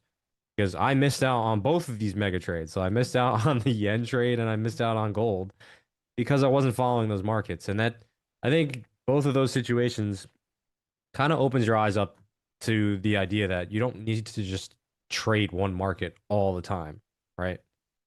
I don't know about you, Tanya. You probably mainly stick to just NASDAQ ES, right? Yeah, I do. I definitely stick mostly to the indices. But like I said, this year I've been trying to open my eyes a bit more into gold and um taking a look at euro, you know, Yeah. because at the beginning I definitely need like a feel for them before I Yeah, of course, of course. and like gold moves differently than NASDAQ and like euro definitely moves way different. Yep. Um and kind of just focusing more on the higher time frames, I'd say like the 5 minutes, like the lowest I'll go in gold Mhm. actually. And meanwhile, in the third for NASDAQ, it's the 30 second because there is way more liquidity in the NASDAQ. So you can do that. But some of these other assets, there's definitely not as much. It's more thinly traded at Yeah, like times. the euro. Hmm. Oh, ICT's in the chat. Oh, Good hi, I morning, see sir. you. Good morning. Good morning. Happy December the 1st. Yeah, so that was a big transition for me was going from Forex to futures. So I was always using the dollar index Hmm. to try and correlate my trades in the index markets. And then when I was getting steamrolled, I was like, all right, well, maybe these index markets aren't as closely correlated as I thought. And then I really kind of just started trading index markets outright, not really looking at major correlation. Maybe the bond markets, following more closely with index markets. But yeah, Right. outside of that, when you start picking up new assets, you kind of have to understand the nuances of everything. It's not like you just go into another asset, trade your strategy, and all of a sudden it's going to work, right? There's a Yeah. period of trial and error. So I wouldn't say just start looking into new assets and start risking full size. Like you have to understand that there are different nuances to each market that you have to learn before you can Mhm. actually become proficient at it. Yeah, like some markets will blow through every buy side liquidity straight. They can just be fast and furious, and some Mm. will can constantly just be more of a range bound and come back into the range. I mean, like crude oil is definitely more of a range bound market than the other assets, for example. So yeah, it's definitely an adjustment to be made. And I don't really, I'm not really in a rush to do so. So it's like still 80 to 90% of my trades are NASDAQ Yeah, and I mean, even if you take a look at the 20 are euro, it's all probably not the ES. best time to trade it, just based on what we've seen since like I don't know April. This market's Mhm. really just been chopping people up. I mean, I Yeah, haven't performed well in the euro this year just because the dollar is just it makes sense if the bouncing dollar all is over the place. It's all gonna over be the place. right. If the dollar index is going to be hard to read, and like you've marked out those two different um candles. I remember with the no Yeah. wick. Hmm. then it really is hard to know which one will get hit first. Yeah, usually when there's only one, I have a very and typically I like seeing them in 1 week. So like if Monday opens up, for example, and it trades lower, I'm Mhm. usually targeting that candle, that weekly open basically to trade to again. But the longer and longer it spends time away from it, it's harder to try and understand which direction we're gonna go. Oh yeah, definitely. It's been like weeks since, but I mean, I think price is more takes definitely the recent price action is more in the memory than rather something from like weeks ago. Mhm. When we start going for weekly levels and monthly levels, and I definitely try to, after we hit them, then I try to make sure to take a little step back and not and not look for more continuation, because then that's the point where we can have our reversals. Yeah. But yeah, when you start just zooming out that much, I mean, that's how, the price action's hard. Yeah, yeah. And I didn't Zooming notice out that like until I was like levels blowing my from. accounts and having a really hard time because I Hmm. was just stuck on the low time frame. And if I had just zoomed out a little bit, Hmm. the problem was I was going the other way. So like I would start on the high time frame and then keep zooming in and until I found something. Yeah. No, I definitely have Like if you done do that. that, you're definitely gonna find something, but probably not Yeah. the trade that you want to take. Oh yeah, 100%. Then like that's when you end up getting chopped up on like the 30-second in the middle of the afternoon. That's Yeah. what's happened to me when I was a beginner trader for sure. Yeah. So you were trading like at any hour of the day. Oh yeah, I remember when I first started trading, I mean, I was at my desk the entire time from 9 to 4, from 9:30 to 4 p.m. And that was ex crazy exhausting. I'd end up every day super exhausted. I wouldn't even get lunch. Yeah. And that was the market's super interesting to watch, but there's definitely times where you don't need to be watching it all Yeah, day. there's times where you're sitting in front of the charts and you're not learning anything. You're just sitting there Yeah. and it's like you're just brainless watching the candles print. Because a lot of Yeah. times, for me at least, like usually when that daily expansion happens and I've already missed it, there's no point in me sitting in front of the charts. Because usually if I try and do that, let's say if I come to the charts and right off the open it runs, I don't know, 250 points or whatever close to the ATR. A lot of times the market will just chop around in the afternoon. It's like you're just watching paint dry.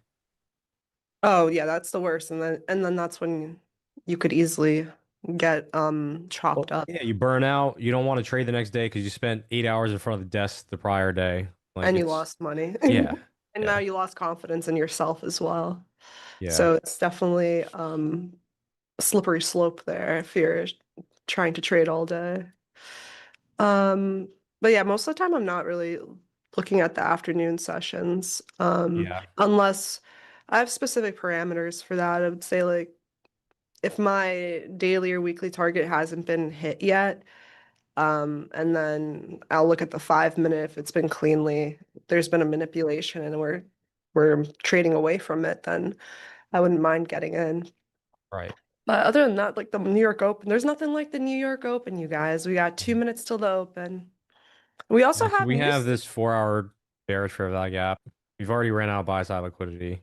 I could definitely see it at least retracing a bit before trying to get long, but again, it's tough because we're trading into a daily fair value gap. So it's like how much lower are we going to go And we have a before lower maybe this thing turns daily around? SEP as well. Yeah. Well, we have two of them stacked there. We I think already today's lost. interesting too because we have ISM coming out at 11, right? Doesn't it? It No, usually it's comes out 10. at It's 10. 10. Yeah, yeah, it is at 10 today. Oh, maybe my calendar's off. Gotta get them that daylight savings. I know. Let me just double check. Yeah, no worries. It is actually at 10. We're first time in a while we have some news on Monday, you guys. Woohoo. All I right, love it's actually at 10. So maybe we're release. actually going to see something. I'm actually excited. I don't know. I'm not My excited. internal clock is drunk. Yeah. It's too much food over the weekend. Um, yeah, I mean, I have that. I wouldn't be surprised if we go for that sell, like to the 6,800, like what we made during, I think, that London low. Or no, it's at around midnight. Yeah. ES made 6,800. Yeah. NASDAQ, I have that sell side marked out. Yeah, I mean, it is the worst when we kind of have two FEGs, and you could definitely just ping pong between the two. Yeah. They're stacked right on each other. So it's not really helpful to me if Usually when I see this, this big, this is like huge a level. huge Like, red flag for me to just kind of just wait. yeah. Otherwise, you're at risk of the market just kind of chopping around both ways. Mm-hmm. Mm-hmm. Yeah, and ES actually, though its daily FEG is within that bearish one. Mm-hmm. So we have that to consider. I mean, those are better because that's more lined up, at least. They're versus NASDAQ. I mean, what you have like 400-point range there. Here's the open. I mean, I would think about getting long if we inverse this 4-hour bearish fair value gap. Otherwise, I probably won't be trading today. Mhm. And same goes for NQ. So we have this 4-hour fair value gap. I would not be Then looking move your long unless we get back above it Okay. and That's close fair. above it. That's fair. I Just mean, because I don't more trust shorting it here either after last no, week's rally. I don't trust shorting it either. If I'm kind of in the mindset of right, I am also bullish like many others on this stream that we've listened to the segments before us, and Mhm. so I'm thinking we're probably going to consolidate a bit. Um, and if I'm going to play within that consolidation, I would need to see, I'd probably want to see that London low taken or that midnight low taken.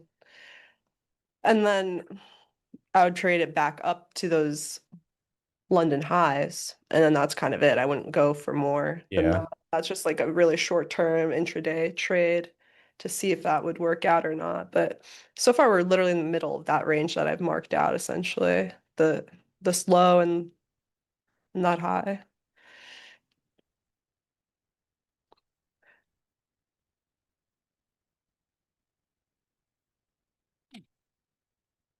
Yeah, so we haven't taken out the Asian range high. Kind of Yeah, just Asia range high. Yeah, pretty much in the middle of them. So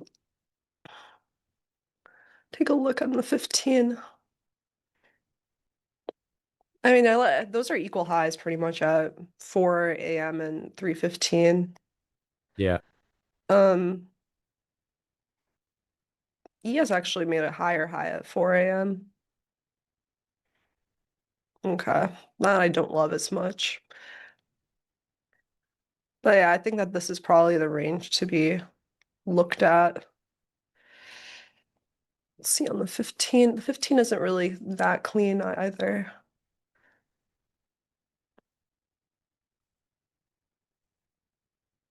On the hourly, we have at least on NASDAQ, We have a that bearish heavy bearish. cover. Yeah. Yeah, I see that. I just looked at that as I well. think if it goes lower, maybe we just take out the midnight low, and Yeah. then I don't know, maybe Wednesday's low. But I think even overall, even if it does go lower, I would say it's more of just a retracement to try and get long. No, again, it's the first day of the month. It's the first day of the week. I mean, how much did we trade overnight already? Let's see. Quite a bit. Like today's range was okay, 350. It's still smaller than usual. I thought it looked a lot larger. Okay. But guys, try not to blow your accounts on the first day of the month, on the first day of the week, right? You want to ease into the trading week. Try 481. to, uh, Hmm? what was Yeah. it? 481 ATR for NASDAQ the last 5 days. CES 94. See what the chat vote for. Bearish, bullish, or neutral. I voted neutral. Such a cop out. See. I think I voted bullish. Let's see here. 41% bullish, 36% bearish, and 23% sideways. Well, that's really quite split up there. Yeah. When I see that, I would say everybody's neutral. If people are feeling Yeah. split between bulls and bears. Mm-hmm.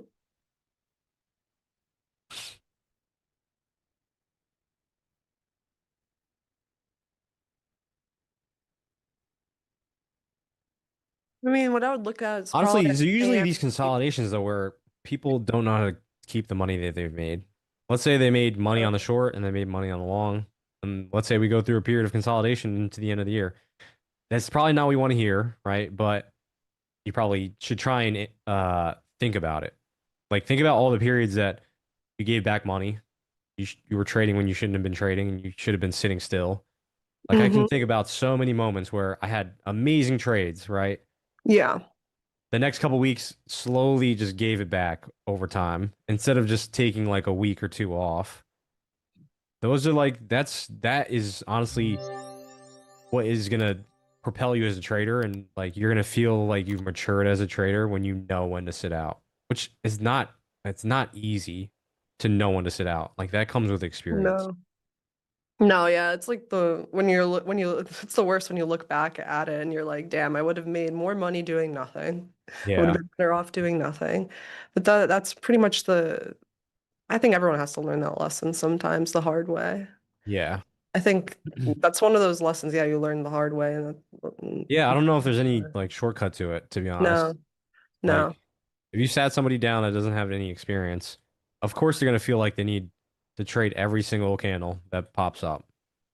Yeah, And I think the only way to learn is by, I think it's the hard way. It's by losing experience. money. It's by taking trades you probably shouldn't take, kind of forcing it. Experience is the best teacher. Yeah. So I typically do mark out the first presented FEG of the day, which did happen. We tapped into it. But when it's in the middle of a range like this, I'm not putting a lot of emphasis on this fair value gap, the first one of the day. Um, all right. Let's see. Took out, yeah, we pretty much didn't do much here yet. Let's see what the range is. We have 10 a.m. news, so I think I'm more interested in maybe a 10 a.m. Yeah. reversal. We've got quite a gap down. Yeah. It's about almost 200 point. Catching the next buy entry.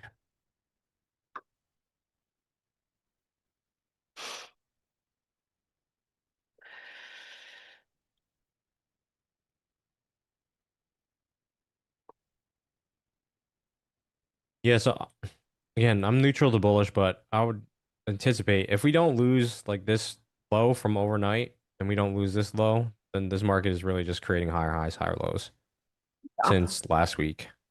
Yeah, then it would definitely invert that 4 hour. Yeah.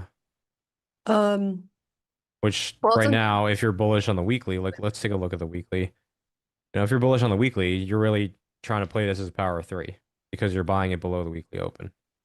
yeah, that's a Now, good idea. wherever it's going to trade to, we don't know. Maybe it's going to trade all the way up to 25,800,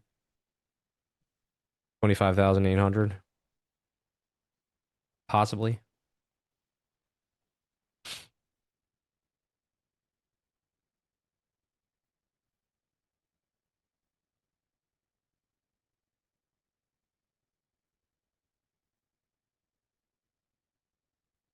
$25,800. What's that level for you?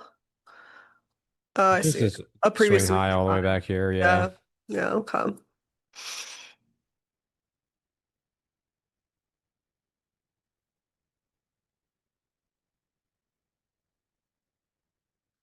And we did take out the Asian range low. Or no, we didn't. Sorry. I'm looking at the wick. Did not. I would have preferred if at the open we took out those lows and then we rallied I from guess we did take out the Asian range low. This was the Asian range low.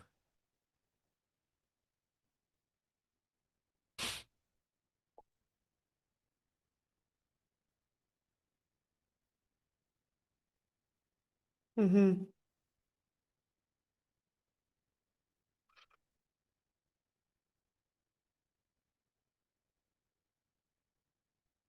I'm not really anticipating this middle of the range to be significant here. As I've said, I wouldn't be surprised if we do drop through this first presented FEG. I'm just kind of drawing it out to see if that ends up holding or not. But I would think that no, I think that we're a little consolidation. Hmm. I mean, based on Friday's price action, right? We probably have a breaker in here. Move your candles more to the Oh, right. okay. Got it. Like move your chart more to the right. Let me see. What about those candles? What about There's a Friday? breaker here. So we have this down close candle prior to this run here. Yeah. I don't really care about Friday. It was like a half day, honestly. Like Yeah. I don't really Oh, true. I don't really put that much emphasis into it personally because I mean, we look at that range on Friday. Oh my gosh, if anyone tried to trade on that day, they were watching paint dry there. Then Asian Okay. session It just did. Okay, so just as expected, this did not end up holding, and I'm glad that I didn't really put a lot of emphasis into this. So let's see what ends up happening here. I mean, I'm still looking for hopefully this low to get taken. yeah, I'm waiting for news also. Yeah, But if the 4 hour candle doesn't really present anything that I'm interested in, then I'm probably not going to take any trades.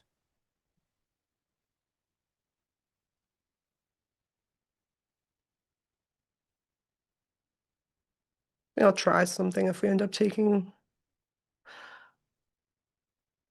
We're really depending on how we react to those lows. If we do end up taking them out, What's if we just drop 50% below here? it, then we could go down to here. Yeah, like even maybe just a And then retest back of down. 25K on NQ or Yeah. trading higher. Just because this is our swing from here. And so, I mean, that 25K is like also, yeah, that daily FEG is there as well. The lower Yeah. one. Yeah. And the daily swing is, yeah, I want to mark out what's this low and not and the high from here to here. I don't think that we'd get back down there into 50%. Um, from this swing low. This low time frame right now is kind of ugly. Oh yeah. Ain't that the way it goes? Like we Yeah. said, if you keep zooming in, you're just gonna get uglier and uglier. Um, all right. The first Monday in a while, you guys, we finally actually had a little consolidation start to it. It wasn't a fast and furious start off. And I feel like every Monday recently has been really, really volatile. Somebody said gold melting. I wouldn't necessarily say it's melting. Melting up or melting down? It's a And we're melt kind of just back to the daily open. back to the daily open, weekly open. When you're on the low time frame, though, it definitely feels like it's melting, even though it's not really. It's probably moved, 0.91%.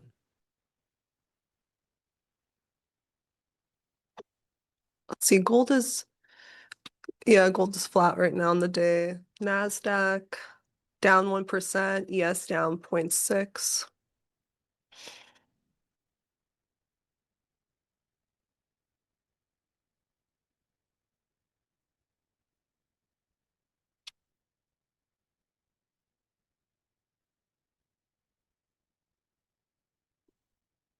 Definitely feels a bit bearish going into this 15-minute close.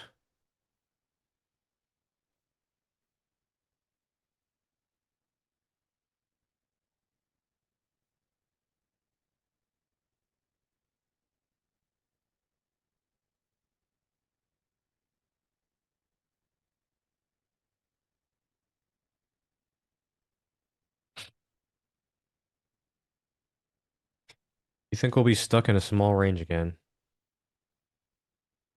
I mean, I think we could. Look at the 4 hour.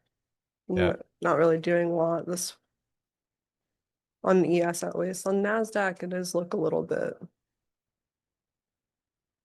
droopy. Droopy. Funny word.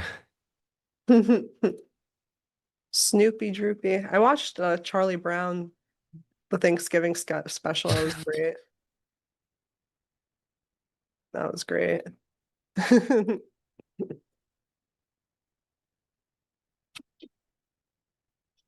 Oh, They basically made Snoopy just cook for everybody. And he made like toast.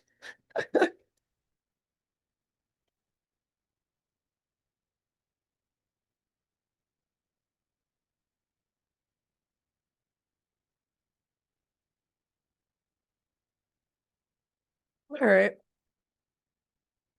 pretty. Yeah. 15-minute for me on NASDAQ is quite sloppy.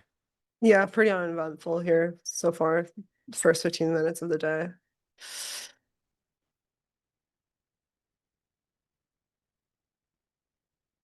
Took out just a small pre-market high and then took out new low of day. Now we're coming back into the range. And so, all right. The mess. Took out the 750 low.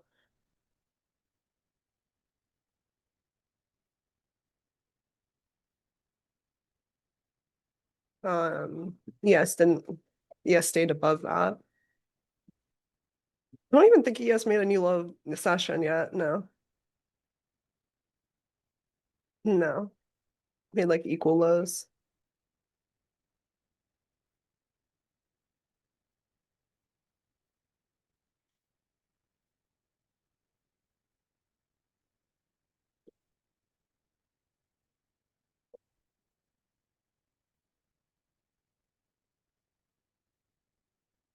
All right.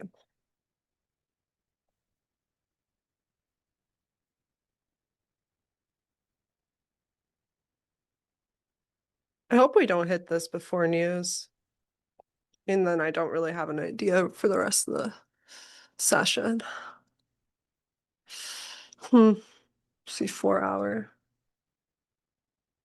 Yeah.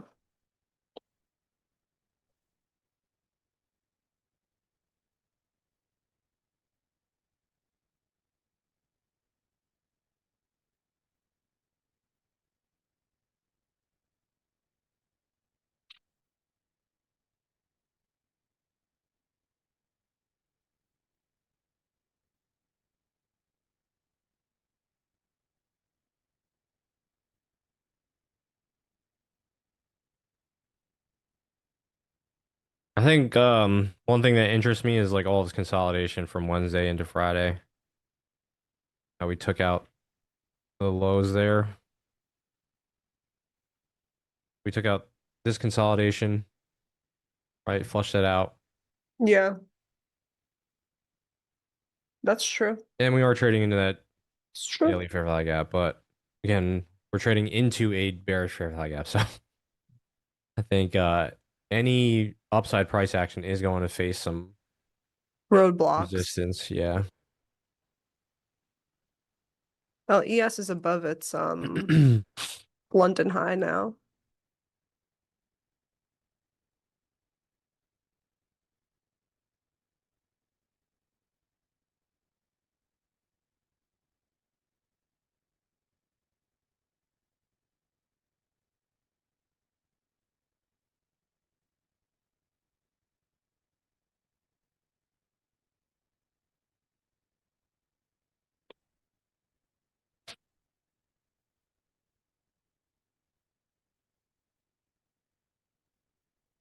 Which I don't love. We took out the London high on ES now.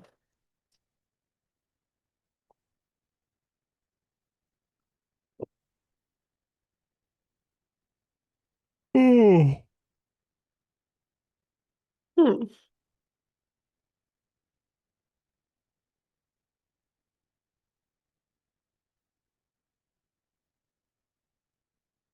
Are any of these other markets moving?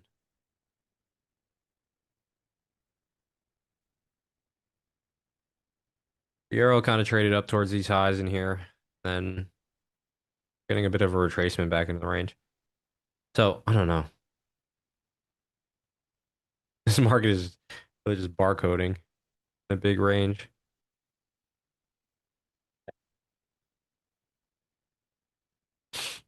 Yeah, I don't really love this. So,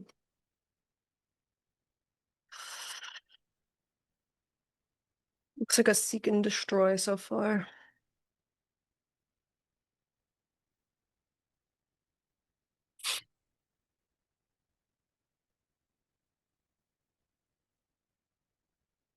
Please show my indicator. So I'm really just using the ICT everything indicator, which gives me my daily dividers, the Asian range sessions, and my Asian range deviations, and then power of 3 by 2 degrees, and FVG by Nephew Sam.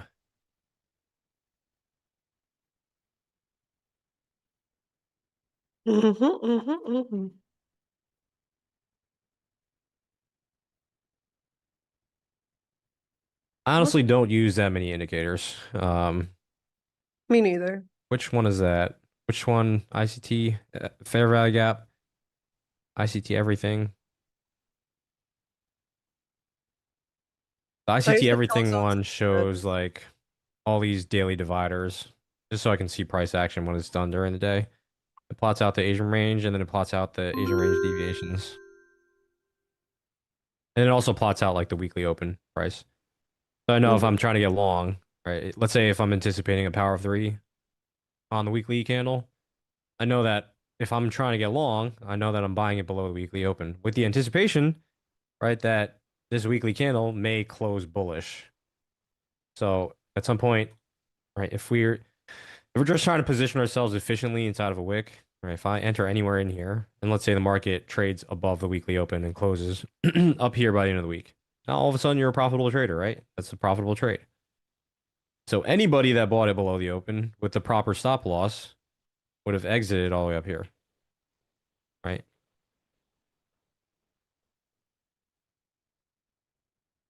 Noise.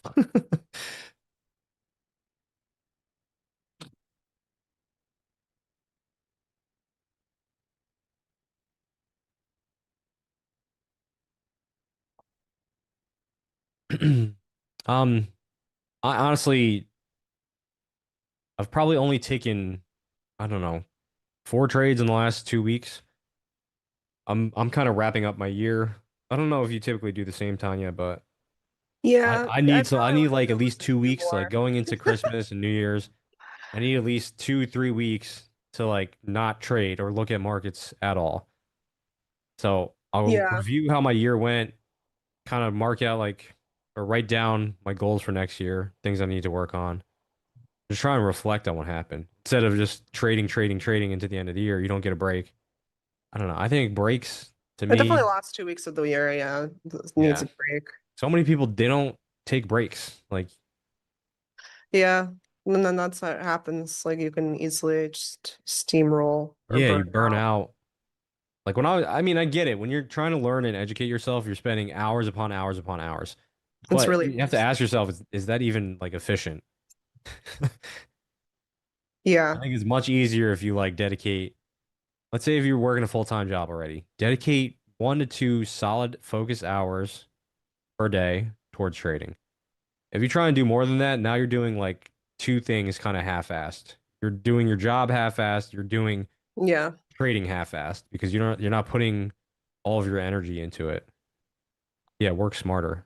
You could only really focus for a 90-minute cycles anyway. Yeah. You can only basically get 2 to 3 of those of deep focus sessions a day, like three. Assessment. What am I waiting to buy? I mentioned I'm waiting for an inversion on this 4-hour fair value gap. Again, I'm not a low time frame trader, guys.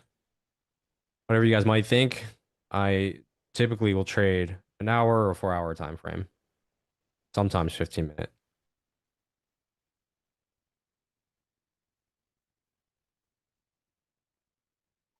And some people are probably wondering, how do you do so good on a high time frame? I just trade bigger size. I just trade more accounts. I'm not doing Yeah. anything different. I just don't. I don't like taking trades and getting stopped out in 5 minutes. That's just not I how, remember you like know.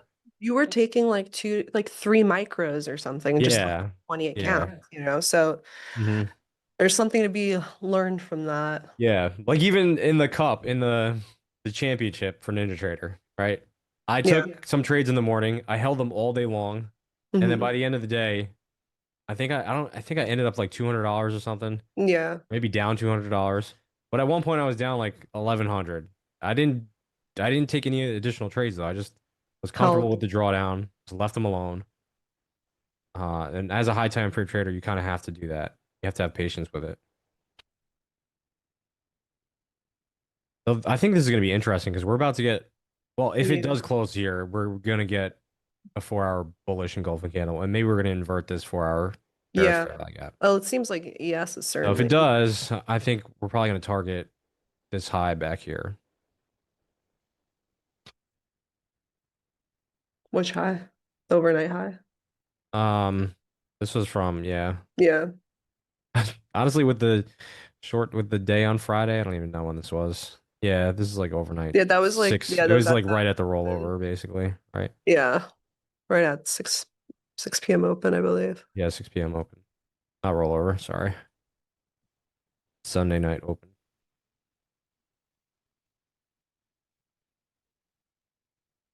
No, so starting to get some speed to the upside, so it looks good. Looks promising.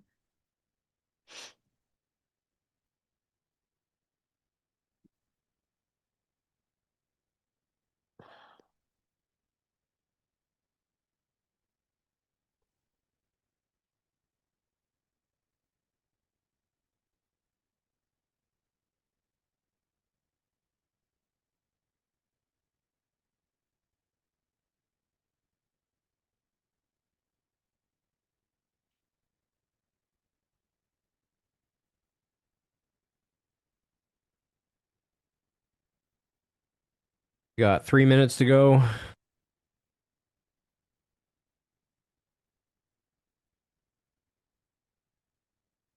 So even on the news, ideally, right, the next 10 a.m. 4 hour candle will open, maybe trade lower to create the lower wick, and then continue higher through the rest of the day. Ideally. Yeah.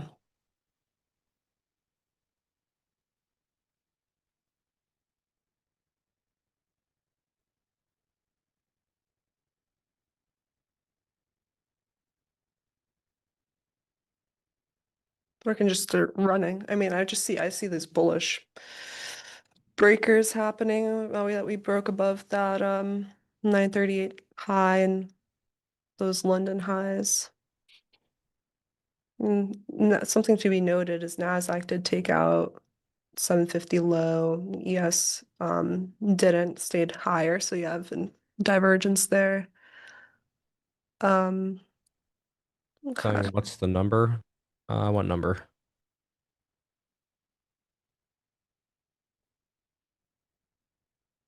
Two minutes ago. Yeah, we're getting at least my confirmation to try and long, which is an inverted fair value gap. As long as the next 2 minutes doesn't like really retrace too much. So just Chad, what do you the think will setup that happen? I would take would be Just start just kind of blasting a off. long on the next 4 hour open, It's gonna stop be a go huge below the last green 4 hour candle. low, and then I would just target like a 2-to-1 or a 3-to-1. Yeah. Well, because I'm looking at this from a Respectable. 4 hour time frame where I have to anticipate how long I might be in the trade for. It might be a long time. You could be in that trade for like 2 days. Yeah.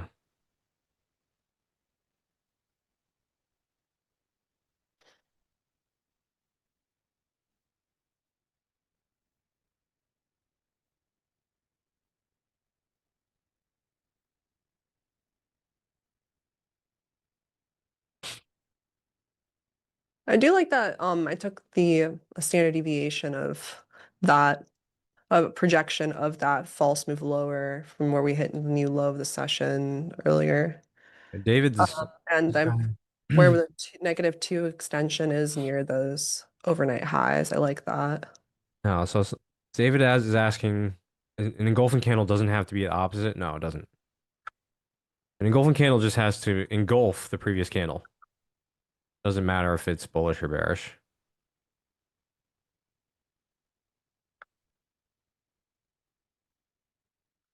Tell us about gold. I don't have any comments on gold. All right, you've got chat. What do you think will happen at 10? I think we're probably gonna have blast off. Let's see.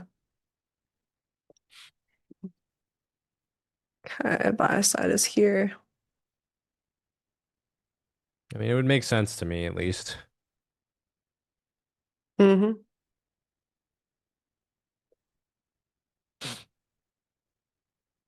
Okay, let's see. 10 a.m. open. So this is our inverted fair value gap now on the 4-hour. Mm-hmm. Just remove all of these lines. Way too much stuff going on.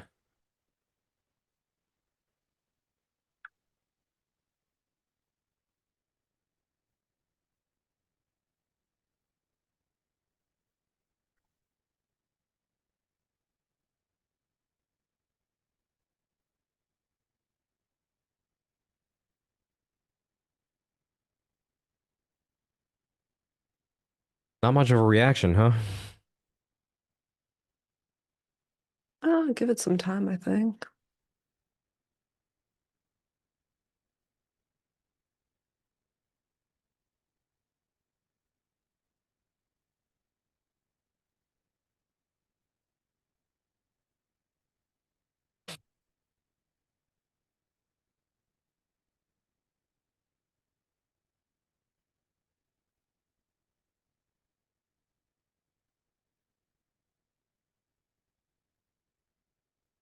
We have a 5-minute fair value gap right here, actually. It's in the 15. 15 might be making it. Or this 15-minute candle could just start being really green and continue this previous one. I would prefer that. Let's see. My work is done here. Hmm? My work is done here. Like, I guess for me as a high time frame trader, like I see the engulfing candle, I see the inverted fair value gap. I would just place a trade and then come back in 16 hours. I don't know. Mm-hmm. Pretty much. Very hands off for me.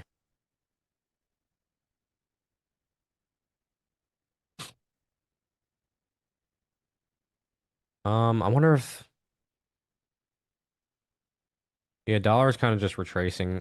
We do have equal lows down here on the dollar that we're probably gonna run to, which is what 98,992. So we have these equal lows, and if we just take a look at this 4-hour candle, right? This candle does not have a lower wick. So for me, it makes sense that the start of this 4-hour candle is really just manipulation, right? There's 3 more hours to go, and if you're trying to get short, you'd probably want to get short now with the anticipation that this 4-hour candle is going to close lower, and then you're shorting it inside of the wick. All right, and this would be your target down here, below us.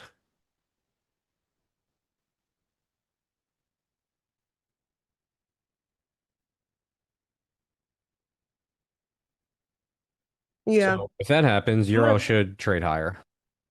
I'm gonna put a buy limit here at 32.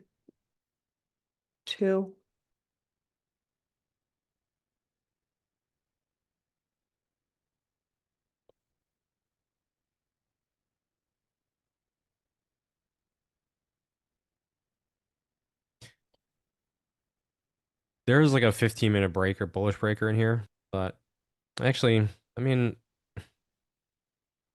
it's not something that I'm like really confident in. We have this swing low, right? This candle prior to the run lower.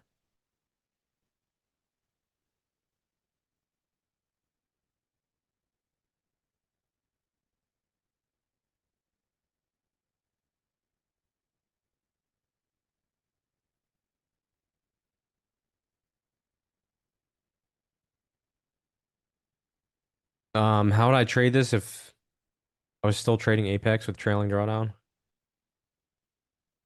I mean, with Apex, you really only have two options. Either you trade pretty big size to try and get the intraday trailing to stop right away, or you trade extremely conservatively, and you have to trail your stops pretty aggressively. So as it's going in your favor, you have to either trim some of your position out, or you have to trail your stops aggressively because you can't let trades turn around on you.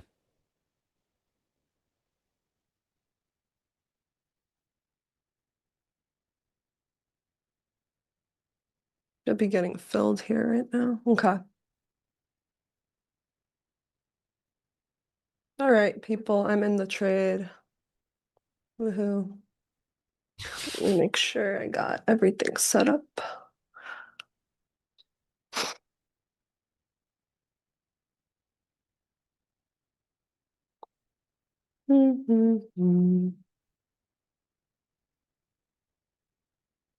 Did Jadecap take this trade? I'll leave that up for your imagination right now.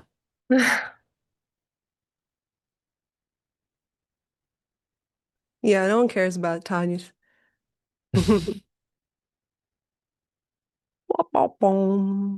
I'm basically just taking a 15-minute. I'm glad I got one. Jaro's saying I've legit burned accounts just to see the market go back in my position. Hmm? I think he means like he's burned accounts by closing his trades too early just to see the market go in the direction that he anticipated, Oh, okay. which happens. You got to get used to like when you place a trade, you just have to assume that that money has already left your account. True.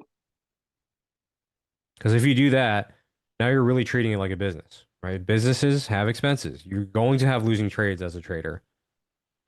That doesn't mean that you having losing trades does not mean that you're a losing trader. You can lose on 7 out of 10 trades and still be profitable if those 3 trades make up for all the losses. Mm-hmm. But it's a very hard concept for people to Yeah. So if those take. 3 trades, But if you make 3R on each of them, right, you're up 9R. The other 7, you lose 7R. Jadecap, do you smile? Why are you always so serious? why so serious? Just Joker. Isn't that a Joker? Um, I'm glad that you I got feel it. like maybe my emotions are like cooked from the markets.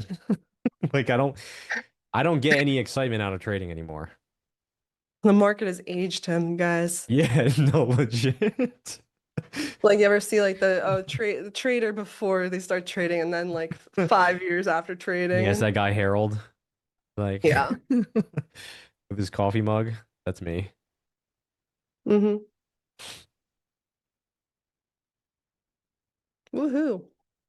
All right, I got that fill. That was probably a great fill. It's probably better I than my can't fill. believe it. I mean, I can't believe it. I put my Bottom lips tick the there. 4-hour low. I just can't believe I had no drawdown yet. But I could be speaking too soon. We could just be now coming Yeah, and chopping around. But I do like how we've been going so far, yeah. actually. So Why yeah. didn't I trade the bearish engulfing candle? Because overall I'm not bearish. So usually when you get a bearish engulfing candle in a bullish environment, at some point it goes and takes out the other side of it. And this is kind of where I'm not just a setup trader. So like if I teach you a setup, or if anybody teaches you a trading setup, you're gonna make a lot more money by learning how to filter out losing trades. It's not just trade every single setup that shows up in front of you, right? And I'm sure Tanya's the same way. She's not trading every fair value gap that pops up. Yeah. You have to trade with context behind you. Yeah. Like I explained why this morning, why that first presented FEG, I didn't care about it, right? Yeah. And you see how it didn't hold up, you guys, and we ended up taking that low. But then we started caring about the 5 minute because a bunch of different things. We have a small divergence with ES, and we also have, that inversion that Yeah. on the 4 hour, even on the 1 hour, right? We saw at the end of that it was not respecting that at all. That And it a comes bear. down to like your context of markets. If I think markets are going to go higher, I'm not trading any bearish setups. So if I see a bearish fair value gap, like we got on the 4 hour, I'm not taking that. If I see a bearish engulfing candle, I'm not taking that. I'm only taking setups that align with where I think the market's going to go on the higher time frame. So if I think markets are going to go higher, I'm only taking long setups, right? So I'm not counter trend trading. Not a counter trend trader. I've lost way too much money in my career to try and to try and justify that counter trend trading works. Yeah, I think some of the most frustrating days I've had in the market is when I'm bullish on my bias and then um we keep going and I never get that entry and then we hit my target and then I'm like, okay, or no, we didn't get to my target yet. Actually, that's the worst. I just don't get my entry and then I'm like, okay, well, I'm gonna now try to trade the counter trend for the retracement down for me Yeah. to want to go long. And then it never really turns I went against my bias. Yeah. Number one. And number two, it's like, oh, it's so strong. It didn't even give you a fill. Why do you think that it's going to come back down and for your short now? Like, it makes no sense logically. And then I've And tried that on some days and it just keeps going higher without me. Or it just keeps going no, higher and exactly. I It just keeps keep going higher. trying to I That's keep exactly trying what to it did. short it. I'm like, Yeah. I shouldn't have Yeah. taken a long, I shouldn't have taken a short. Those are days where it just runs without you. And it's Yeah. taking every liquidity level. It's blowing through every level that you thought I was going to respect. And then by Mhm. the end of the day, you're just like, what was I even doing? Literally. Yeah, somebody was saying it made me develop a uniform take profit strategy. I think the thing is too, you need to have like a uniform stop loss strategy. Because for me, I don't really care about, so I don't really care so much about like perfecting the take profit. I care more so about how like I'm managing the stop loss because as long as I can get at least 2R out of a trade over time, I know that I'm profitable. Like Yeah. I don't need to get 3R. I don't need to get, 2.5R. It doesn't need to be perfect for me. But stop losses for me, I usually find when I don't respect them, my performance takes a huge hit. Whereas you can not respect your take profit. Like if you're up 2R and your target's 3R, you can close the trade and be fine with it, right? But if you don't respect your stop loss, if you take a 2R loss when you're supposed to take a 1R loss, like that's Yeah. a big issue. Yeah. Basically, like all your stop loss, when you're looking at your journal or your data, all your like stop outs should be similar sizing. Yeah. All around. It should be like all is one size, and then your TPs are all going to be Yeah. varying size 1R, and be 2R, 3R. structure. But your Yeah, stop or losses should partially always be like the 1R. same. Yeah, You have trades where maybe you risk a little bit more on, which is totally fine. I'm not saying that risking 2R on a trade is like bad. Just make yeah, sure that it's not a consistent theme. So if yeah. Make you're, sure there's a reason why you did the 2R. yeah, Yeah, exactly. yeah, And if you take a 2R loss and you feel like really down about it, take some time off and take a break and reset and like understand that you took an outsized risk on that one trade. I'm not gonna clown anybody that's taking 5 or 10% risk. If you do it properly in the right way, I don't think there's anything wrong with it. But if you take a 5% loss and now all of a sudden you don't size down and try and slowly claw back out of the drawdown, now you have a problem, right? Now you're just gambling. Because I do know professional traders that will size up and risk 3.5, 5% on a trade, which is yeah, okay, but just don't make it like a yeah, consistent theme. yeah.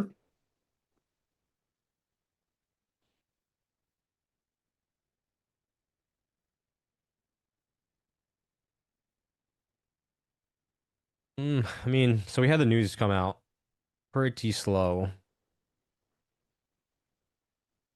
I mean, I think it's gonna be maybe one of those It looks like a good grind. stair Slow. step up.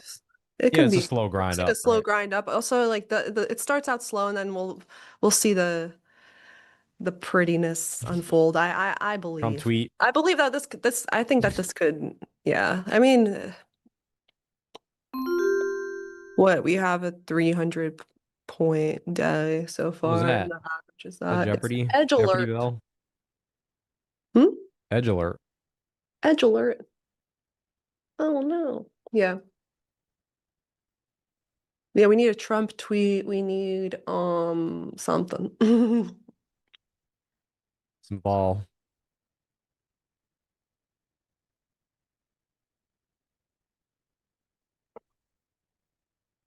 And it could come back, you guys. I wouldn't be worried. And then it's a 15-minute FEG here. But the way that we've seen, I mean, I just wouldn't be stressing. It's just gotta let it play out. Yeah, the way my trade is set up, you guys are probably all going to age at least 8 years before anything happens. Maybe I'll report back next week. I'll leave a comment on the stream. Discuss the edge alert. Oh, Kyle, so when you're holding for a few hours at a time, obviously you're not sitting at the computer the whole time. No. And then you're just checking your position on your phone or something to see what's going on. Like, Yeah, and usually I try not to even look like all the Yeah. time. So if I'm in a 4-hour Mhm. trade right now, let's say, I'm Yeah. probably not going to check until 2 p.m. later. Like Yeah. I have other things to do, try and And grow let's other say, businesses.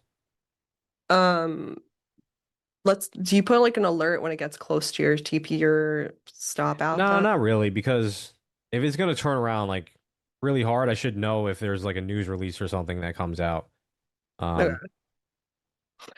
Yeah, I'm just thinking once it starts You can set an alert at 2R, set an alert at once it 3R. starts approaching one of your stop loss or TPs or take profits, are you going back to your like computer to just like make sure everything closes out correctly, or do you just do that from your phone? No, yeah, usually I'm trying to trade at my desk, so Yeah, I mean, I yeah. usually try not to trade on my phone. I probably should delete TradingView from my phone, to be honest. Yeah. I actually saw a reel with Pax, and he mentioned like he treats his trading like his terminal as his office, right? So he Yeah. deleted all the trading apps from his phone. Yeah. He's only trading when he's at his desk. Probably is the best thing that most people can do. Just because in general, I don't think I've really made money from my phone No. historically. Like, No. I I never think took futures overall, from I'm a net losing trader from my phone. Okay. But now that I'm a full-time trader, obviously I have the benefit of trading from my desk. So I would say you're probably better off trading from a desk mostly, and then, only unless it's an emergency, if you have to manage your trade from the phone, that's fine. Okay. I wanted to know, do you like go back to your desk nearing while it's close to your Sometimes, not all the time, um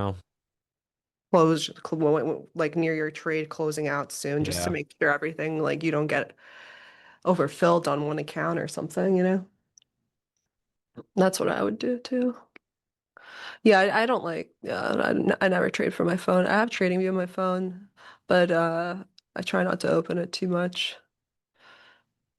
Um, just putting other things in your calendar if you get busy with something else and you're not going to be obsessed with trading 24/7. Yeah, that's a huge problem, I think, is I mean, unless you're not like really focused on it, it's so easy to just place a trade overnight, from your phone, even when you said you weren't going to trade, like you're done for the day, let's say. You open up a Yeah. trade during Asia. Now all of a sudden you're up all night watching nothing maybe. Maybe you have your stop loss and take profit in place, and then you're just watching literally nothing. I mean, Yeah, every little like blip is agonizing then. it is, From the right? 5 now to the 1, then like yeah, Yeah. honestly watching this 1 minute is agonizing in itself. It's like, oh, we Yeah. staircase up, now we drop back down near my break even, now we're back up a Mhm. little. Like honestly, you guys, what's happened? Someone wake up the market. Yes hasn't is retracing more. So which So I like don't. I guess for you, are you more of a trader that kind of watches their positions very closely? I mean, you're trading for what, 2 hours a day? Yeah, I do. Yeah, I'm not typically leaving my desk while still in a trade, but this trade, I left a big stop loss, and I do it. I anticipate since I entered on the 5 minute. Mhm. That's what I look at. It's like, oh, I entered on the 5 minutes, so I'm not anticipating this to be done in 10 minutes, 20 minutes. Yeah. Um, this is probably going to take like 2 hours or a few hours, end of the session, or maybe even we won't even get to it by the end of the session. But I actually do think we could get there just by looking at the ATRs. Um, Yeah.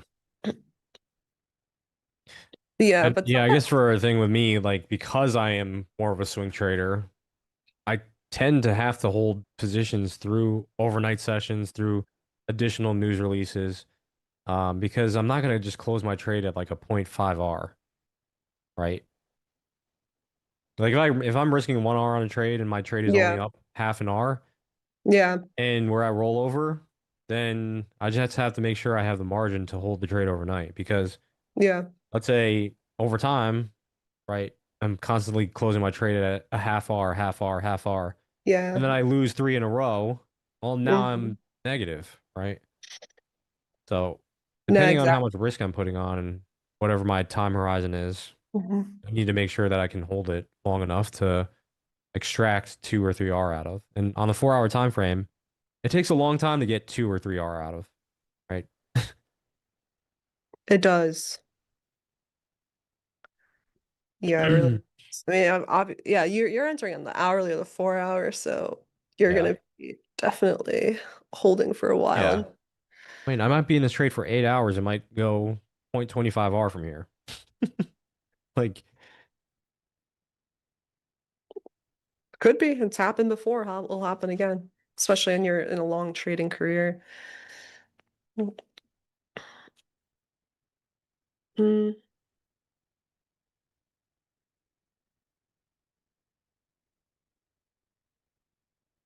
do you hedge to protect your positions? me? Yeah. Um, no, not really. I don't really. I'm not really holding for that long to do that. I won't really hedge. Yeah, no. Like I'd rather just take a partial or something. I guess if I'm swinging options, what I've done in the past is if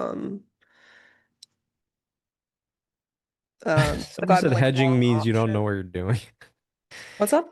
Somebody said hedging means you don't know what you're doing. Oh my gosh. That's not true. No, in the past I've done like the call spreads on the VIX. Or no, just calls on the VIX to hedge. So hedging limits your upside, but it also protects your downside. All right.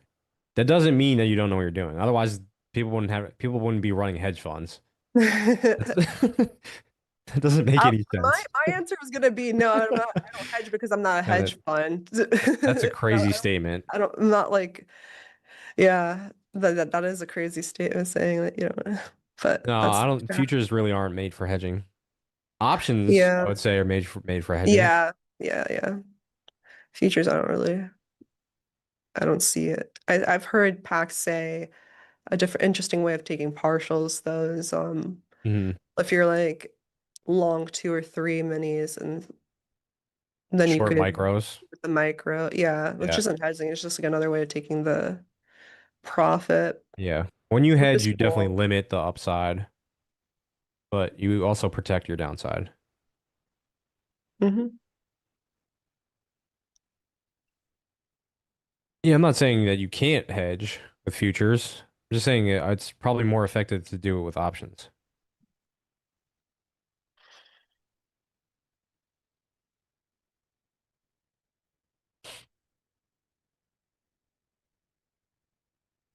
It's a pretty quiet day so far, guys. Yes, it's definitely retraced much more. But now it's still in a 5 minute FEG.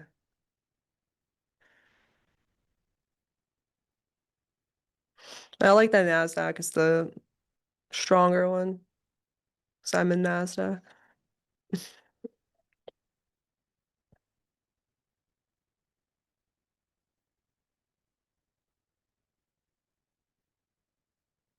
It definitely is a quiet day. Like what? Dead. That's what I said. If I was looking at this on the 1 minute, I'd probably go crazy. If I was looking at every little, which sometimes I do. I mean, on my stream last week, definitely I was going like just like being an agonizing pain just from this kind of action. And then what ended up happening actually was I wasn't even, I had like a cold, but the second trade of the day, yeah, that was essentially what happened. I ended up just like closing my trade break even because I just couldn't hold it. I just didn't have Yeah. focus. And then, of course, that was literally that swing low. And then it went back up and went to the target. And I was like, oh my gosh. And I thought of re-entering when was making that swing low in the middle of it. But again, like I just knew that I didn't have the mental capacity to do that.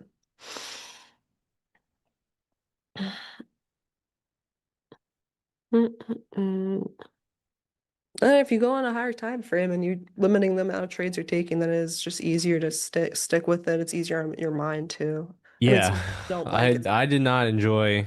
I mean, I can trade low time frames, but I find usually whenever I go on tilt, it's like amplified when I'm trading low time frames. Like I make way more mistakes. I'm trading too much, over leveraging. Mm. Oh, there we go. We're dropping a bit. Now I'm in some drawdown. Since mostly Where's your stop? Mine's all the us, way at 25,206. yeah, mine's 25,209. I think because it's on micros, it's just slightly different. Yeah, it is. Say 209. Well, my low is 25,209. My stop is 25,206, just because I like to give it a little bit of room. Interesting. Have you ever found that it goes like 1 or 2 points past? My experience, if I just get stopped out, it's gonna go like 10 points plus Yeah, past yeah. my um there's been times where there's been like one tick before my stop out at the exact low and it reverses and goes to TP, which is like that's just the craziest when you're actually like watching that. Yeah. And that's definitely the more exciting part of trading. I think more I exciting. mean, how do you get used to that though? Yeah, I've gotten used to it now that it's happened so many times. But at the beginning, I'm definitely. surprised it took me so long to try and understand like the risk that I put on. I just have to be comfortable with that because I just could not take a stop loss for whatever reason for I don't know, Yeah. 5 years more or more. I would just get so emotionally attached to the position. I would widen my stop losses. I would add into the position. I don't Was it know. more, So was many it mistakes. comfortable with the amount of money you're risking, or was it like you didn't like taking a loss? I just didn't like taking a loss. I just did not Yeah. like taking a loss.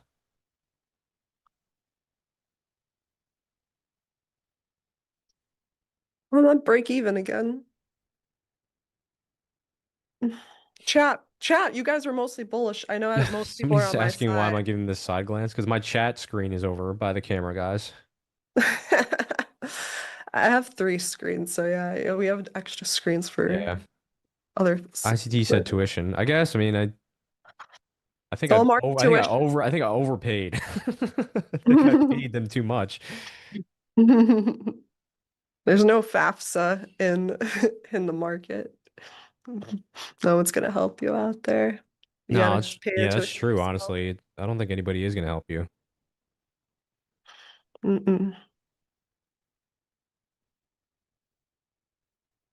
Yeah, I paid Ivy League tuition plus a graduate degree. PH a graduate degree. Oh my gosh, those are real expensive. You finished college or did you drop out? I did finish college. Okay, cool. Me too. We're one of the few that didn't drop out. One of the Like a few. classic like trader story is like dropped out of college. I mean, I dropped out of college, and then trading actually got me to go back to college.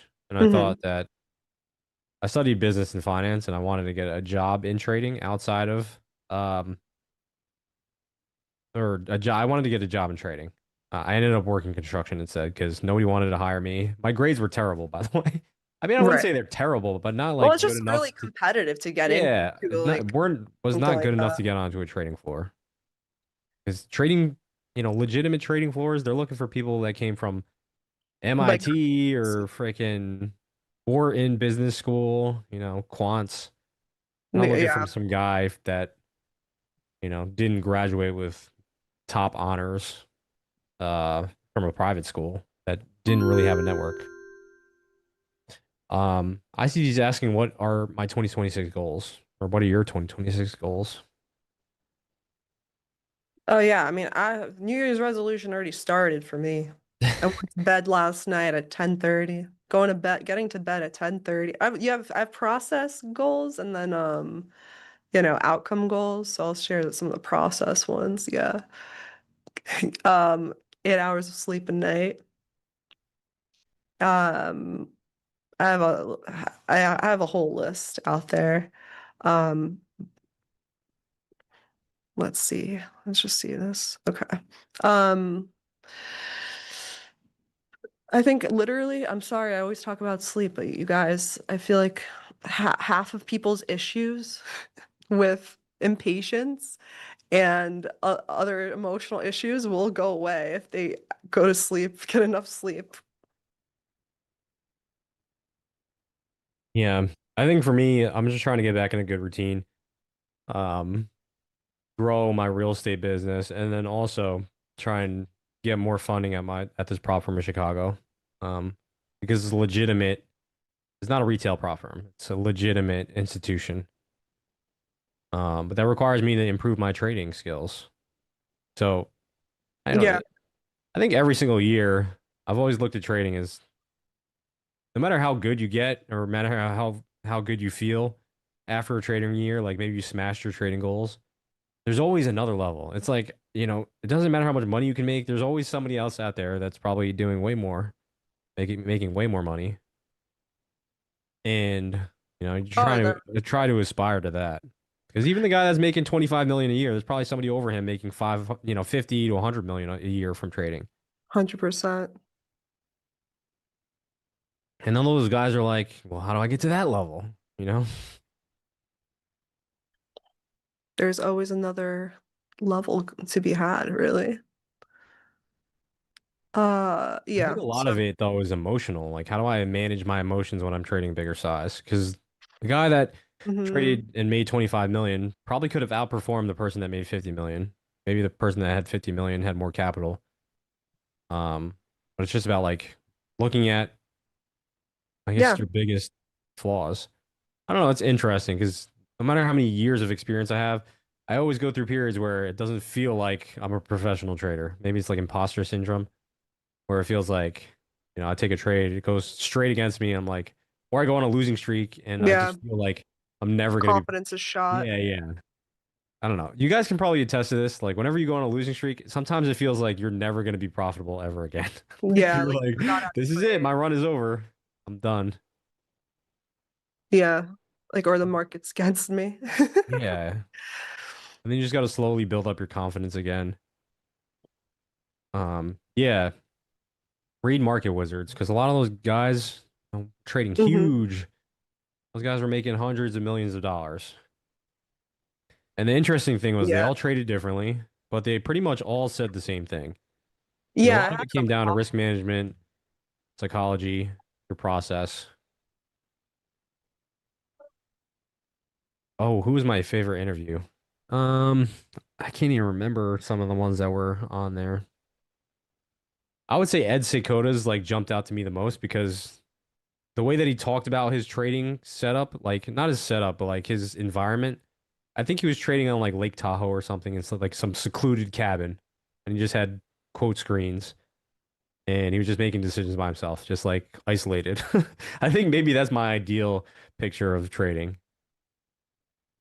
It's like on some Everybody serene gets what lake, they right? want. Tanya's going through it right now. You have it Yeah. bookmarked? Yeah. I actually have to give it a reread because I haven't read it in a while. I mean, it's a pretty, I liked how it's just formatted. It's like, because it's It's like, a very easy read, right? Like answer, you it's easy can. to read, right? Yeah, I like that part.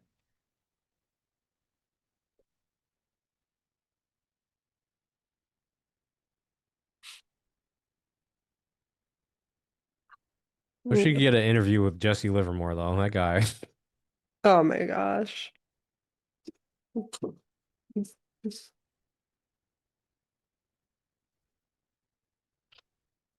Listen to the Audible.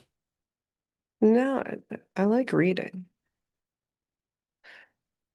Audibles are for when you're working out. Yep. Trade's giving me some trouble. Yep, it is retracing quite a bit.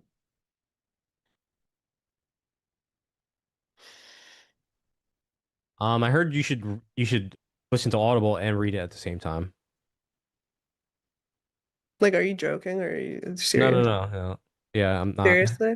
Yeah, Like, it'll help you retain all the information. yeah. Yeah, I just feel like that Because for me, sometimes so I feel like slow. I don't know. I'm a slow reader, and it takes me some time to like comprehend things. So sometimes I'm stuck on a chapter and I'm like rereading it like Yeah. over and over.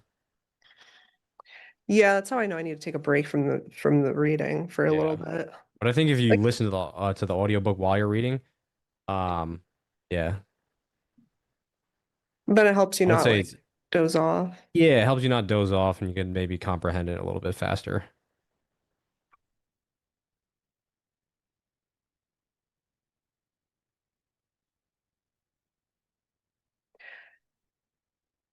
Yeah, but on Audible I'll always like listen to it like 1.5x speed or something. Um, I don't know, some people just read really slow. I'm a really slow reader. I mean, like they sometimes read out loud really slow. I don't read out loud. That's No, I mean like the Audible when I'm listening to it. When oh, you're, yeah. oh.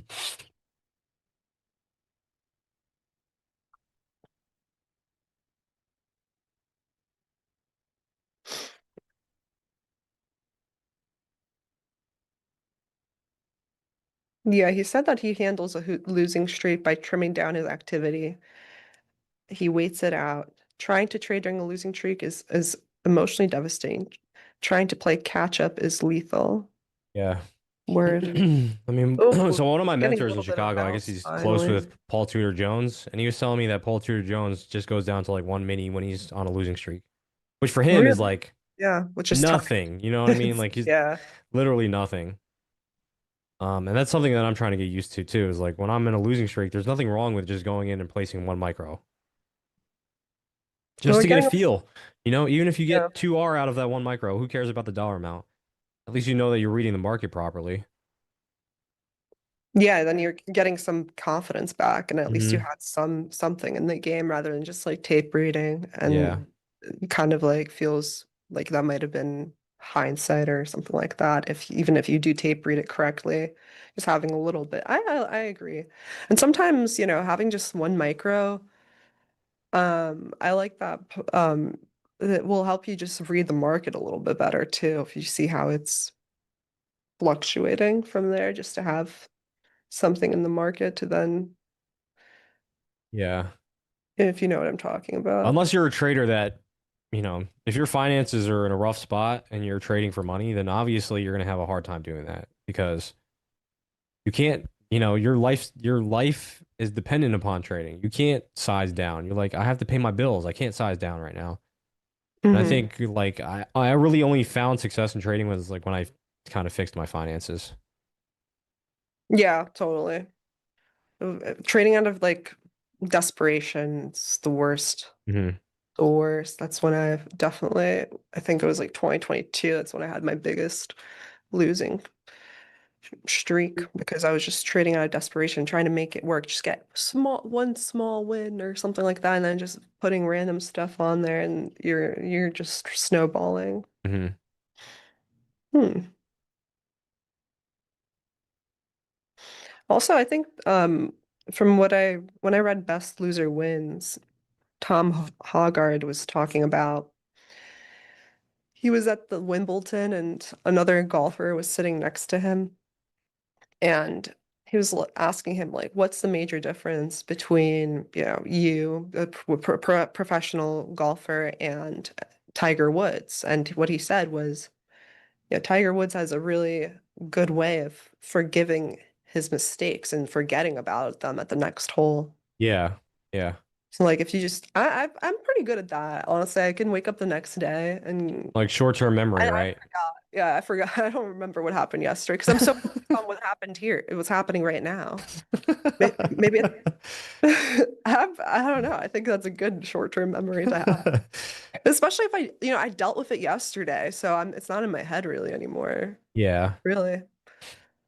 Okay, we're getting a little bit of a bid back, which is looking better. Back at break even on this trade. I do like that engulfing candle back up. Yeah, I had to Looking withdraw promising. half an hour, half an hour drawdown.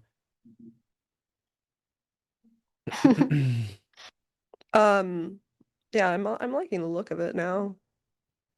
Maybe we'll get some speed. It would be nice if we end this session at 11 at near the new highs of the day. Yeah, I mean, I'm a 4 hour, like this setup I took right now is on the 4 hour time frame. So like when I look at how much time is left in this candle, I'm like, anything can honestly happen. There's 3 hours and 20 minutes left. Like I don't know where this candle's gonna close, but ideally closing higher Yeah, or it's definitely an with a long lower wick.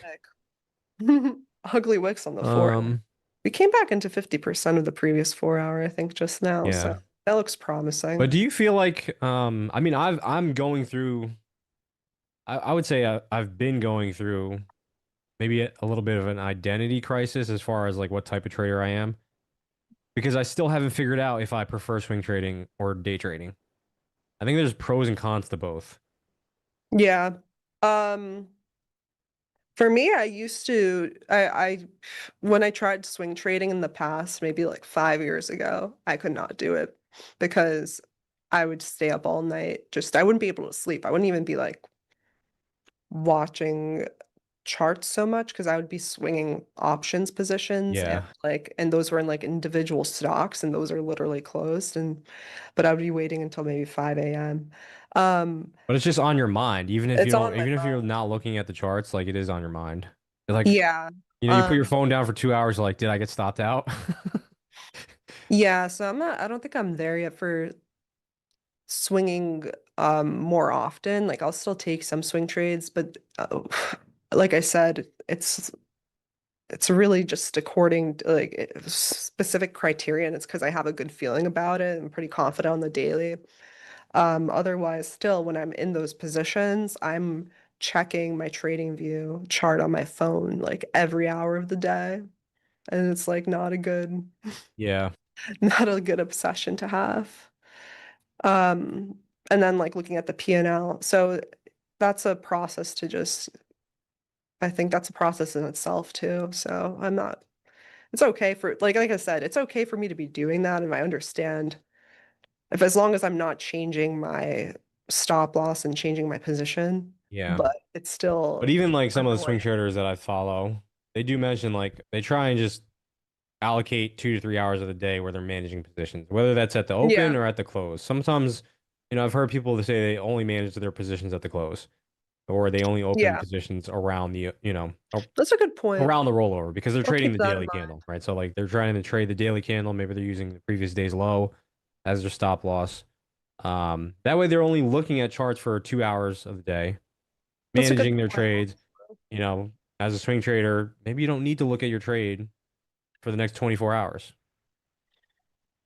Honestly, That's hard though. I well, mean, I would say it was probably easier back then when you didn't have as much access to markets, right? Like you had to yeah. like go to your office and actually like plug in or dial into your internet. Oh no, You know, like you weren't is getting that what instant dial-up access to is? quotes. Is that what dial-up means? Yeah. Yeah. Okay. Oh my gosh. I guess you You're don't know, Tanya. No, I Oh, definitely wasn't connecting to the internet like oh that. man. I don't think so. I remember Yeah, you actually had to like phone into the internet with like I didn't allowed access to internet until, yeah, I'm much younger than you, Kyle. I'm Yeah. sorry. I know, I know. Let me grab my book. Are you coming to New York for Christmas? I don't think so. I think I'm gonna come up maybe the end of January. Because Okay. we have like a big renovation going on in New York, and we'll probably just pop in once that's done. Um, oh, Bruce Kovner is one of the other gentlemen that I really enjoyed watching. Profits in excess of $300 million. Nuts. $2,000 invested with Kovner in early 1978 would have been worth over $1 million 10 years later. Wow, 10 years. Damn. 2K to a mil in 10 years, guys. Don't say that this is not possible. 2K to 10 million?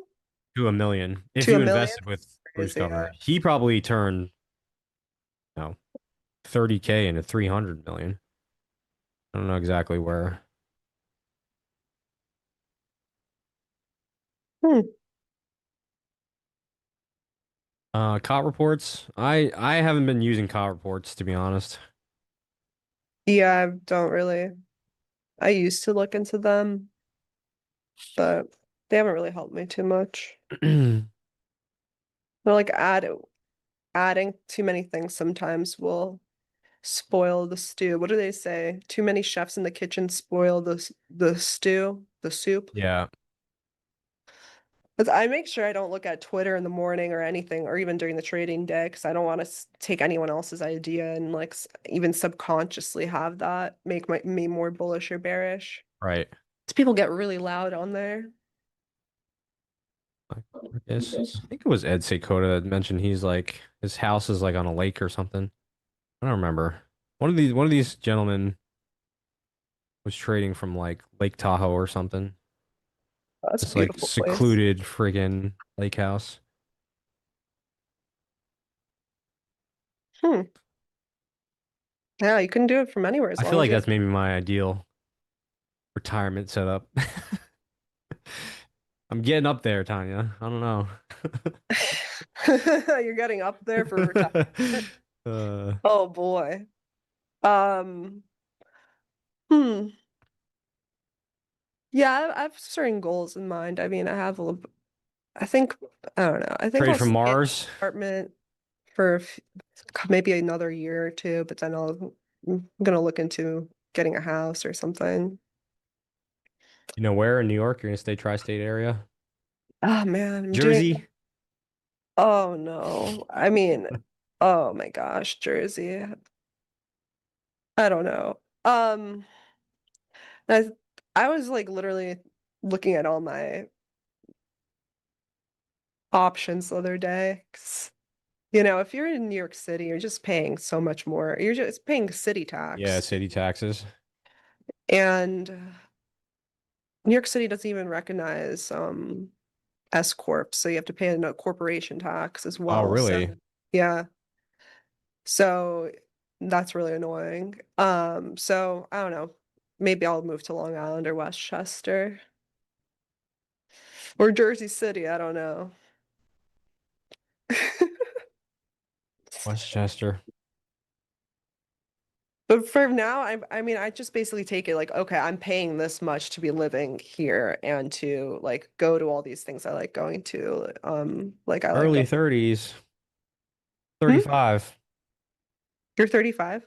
Yeah. Okay, you're not like 10 years I older am than retirement age. me.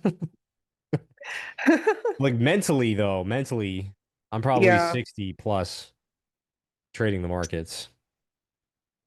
60 plus is wild. It's older than my I mean, dad. this trade is probably aging me at least 5 years already. No, it's not. You're not even looking at it that much. I doubt it. Chat, did you guys take a trade yet today? Who's in longs, chat? Is anyone still in longs? I'm still in I'm in longs. longs. I thought you said you were going to tell us. I am in longs. Yeah, yeah, I know. I want to know if the chat's in.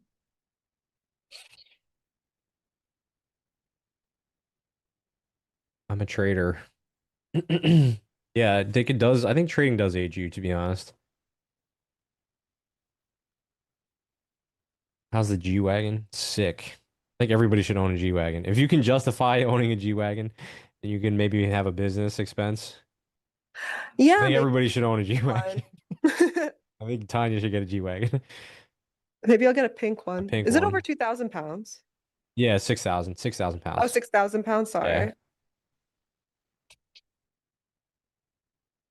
Yeah, there's a bunch of people long as Get the well. best, they get the best gas mileage. Do they really? No, No, they they don't. don't. They're terrible. Yeah. What is it? Like 10, 12, 18? What is it? Yeah, it's like 13 miles 13? city, 16 highway. Um, so like when you use it for business, if you have a legitimate reason to use it for business, let's say you're using it for marketing, you can write off pretty much everything. Yeah. Yeah. The purchase price, the insurance, the maintenance. But you have to justify it. Like if you get audited and let's Yeah. say you're not using it for business, let's say if I was just a trader and I wasn't doing mentorship and I didn't have a social following, they would be like, "What are you doing with this? Like you don't Yeah. need a G-Wagon." Well, oh, Or even if true. I have it for real estate. Let's say if I have it for real Yeah, estate for real estate, I was gonna say you and could use I'm trying to it. get clientele or yeah, use it for business meetups, then it makes sense. But if you're just a trader just sitting at home doing nothing and you're just using it for all personal, like all right, if you're trading and you're trying to get funds from clientele, now you have an excuse to if you ever get audited, at least you have an excuse. That's why Patrick Wheeling is has his cars in his garage, yeah. Mm-hmm. And then when the car is under 6,000 pounds, that's when you have to be extremely diligent in using it for the right purposes. Okay. Like they're more Yeah, you're definitely meticulous gonna about get auditing. scrutinized for it. Like I was not able to write off the Ferrari, or at least not Oh. 100% of it. Okay. Now, I think it depends on your accountant, um, because my accountant will possibly say like you can write off like 20 to 30% of it, right? That's just normal. Some other accountants, though, I've heard are letting people write off 100% of a luxury vehicle, which if they ever get Yeah, that's audited, it's brutal. interesting because the more and more I've worked with accountants, like they Yeah. have different perspectives on how they treat the tax code. The tax Yeah. code is not like black and white where it's like, yeah, do this. And it And changes every year, doesn't it? yeah. And there's some people that are going out and trying to find the account that's like walking the thinnest line possible. Yeah, but then like when it actually happens, is it like, Yeah. that's Well, that's the exactly what I'm saying. Somebody said I would not do gen- that. That's just asking for an audit. But here's the thing yeah. though, is like their chances of an audit are very low.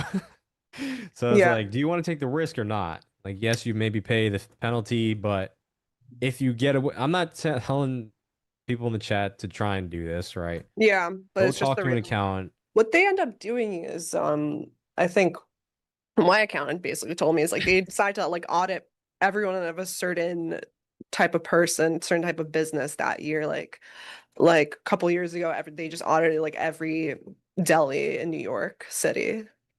Yeah. Or yeah. So They audited every deli, you said? yeah. That's interesting. Hmm. Probably because a lot of those delis try and operate on cash, right? So they're Yeah. like not reporting any income whatsoever. That's a good point. Yeah. You guys, we're at the new high of day at the We end of the are. at near 11. So that's Yay! exactly Do we have something on the soundboard for this? We have come on, Kane producer. popping up. It's algo Let's get time. let's do It's I'll give 10:50. them a sound bite. Let's go. I guess this is like the downside of maybe trading the higher time frames is maybe I'm not getting the best entry. Like let's say if this trade goes to my target, if I had waited more so on the lower time frame entry, I maybe could have gotten much better R value out of this trade. But instead, Yeah. it's But amazing like how much the fill but price then on actually the other matters. ones, You got are they like 6R versus 3R. but on the other flip of the coin is like, oh, you were already positioned. Like, what if it just kept running and didn't even retrace? Then you would get the RR, and where someone who typically waits for a deeper retracement wouldn't even get in the trade, and they get zero. That's So true. it is really There's just, pros and cons, right? Like it's let's say if hard. it just ripped from You the can't last just do the 4 hour candle. perfect thing Yeah, every time. yeah. Yeah. But that's kind of why I don't really look at hindsight and just say, "Oh, I could have held it longer. I could have done this. Could have done that." Yeah. I just kind of accept whatever my fill price was, whatever my stop is, whatever my take profit is at the time. Yeah, I really like this 5 minute how it's closed. What price did I get in? I got in at like 25, 356. Let me just check. Did you like get in right I'm not basically trading on my personal. I'm at trading on the my close?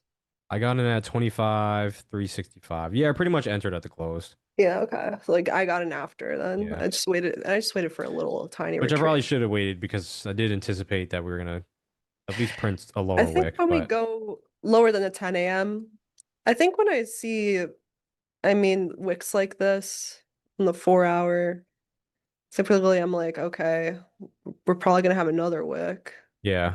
So Going into the next 4 hour, like 2 yeah, p.m. into the close. no, I'm saying like from looking at the 6 to 10, how we had the huge wick there.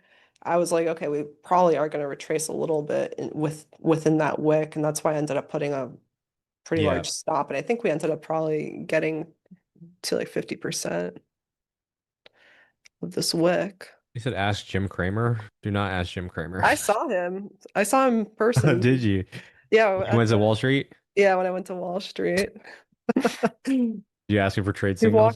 walked right by me. No, I just said hi. He just said hi.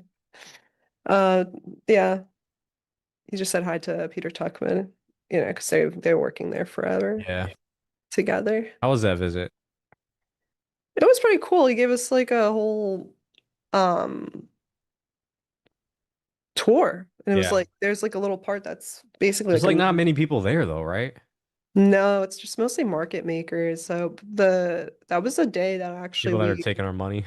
that Friday that took out like 3 weeks of Oh, okay. price action, and it was like so quiet on the floor you wouldn't even know because there's no floor traders anymore. So it was crazy. You just have to know by looking at the screen. That's how I knew. And then I checked my phone for any news. Otherwise, there was no like yelling or anything. It's just very quiet there. It's kind of crazy. Let's go, people longs. Hit the like button if you're also team long today. Yeah, part of me feels like I would Rundown. want to go back in time and try and trade on the floor. Like I kind of wish the floor was still around. Like Yeah. go there and kind of learn how it was like. I feel like it would kind of be I fun. know. I know. It would. I feel like I think I was talking. I mean, I was talking to Pax, and he said it was easier when he was on the pit. So you So could see my mentor in exactly Chicago what was said the same happening. thing because he said you could see the order flow coming in. Like Yeah, you literally see if I what- knew, like, let's for example, if Tanya was working on the floor and we all knew Tanya was working for Goldman Sachs, and we all knew the order flow was coming in, like we would see Tanya like coming up, walking up to the pit and be like, "I'm long whatever 100 contracts." We all knew like you could see the order flow, right? Yeah. Nowadays you can't see that. So my Mhm. mentor said the same thing. He said that 80 to 90% of the people that worked under him were profitable, like in the first Mhm. 2 months. Yeah, I think I think I would have loved to be on the floor of the pit. I mean, it's so much energy, and you literally see what's happening, and I don't know, there's nothing like it. Yeah. Hello. What's up, going on, guys? guys? How's it How we going? How you doing? doing? Whose entry is Uh, this? Who got this nice entry? Oh, this is one of my playbook trades here. Nice. Wow. It's a 5-minute OR mid Nice. retest. Written quite a bit about it. Woohoo. Nice. So I'm it just looks in a runner a lot now. of us are in longs. Team long, baby. Oh yeah. I guess I was the only one short. 'Cause I shorted that basically at the highs. I wasn't expecting that bounce though. We had news. You guys that was perfect bounce actually. I was expecting more of a volatility event from the news, but kind of a slow mover. I mean, maybe we'll get some continuation through the afternoon. Yeah, same. I thought the news was gonna, like I remember saying, I thought we were just Yeah. gonna I think my swing target is Go. 25,800, 25,800 on NQ. see. Oh yeah, like the last But yeah, I might be in this trade for a couple days. previous weekly high. See. Makes sense. Yeah, I would love to go tag 549, last week's high. Or just above it, really. Yeah. That was what like kind of the Sunday open. Yeah. 480 was Sunday open. But I could see a 500 tag, good tackle last week's high, and it'd be a nice trade. Yeah. Kind of looks like it's setting up for it based on that retrace we just had. Yeah.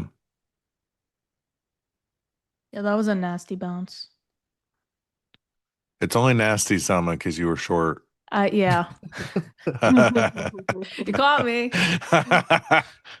Oh God. It seems like NQ is leading the way though, because ES is lagging behind here. We haven't made a new high. Yeah. ES also retraced a lot deeper. YM is really lagging. Jeez. I feel like it's been a weird day. It's the first day of the month. Yeah. How was everyone's Thanksgiving? It's great. It was Mine great. was a ruckus. Mine was good.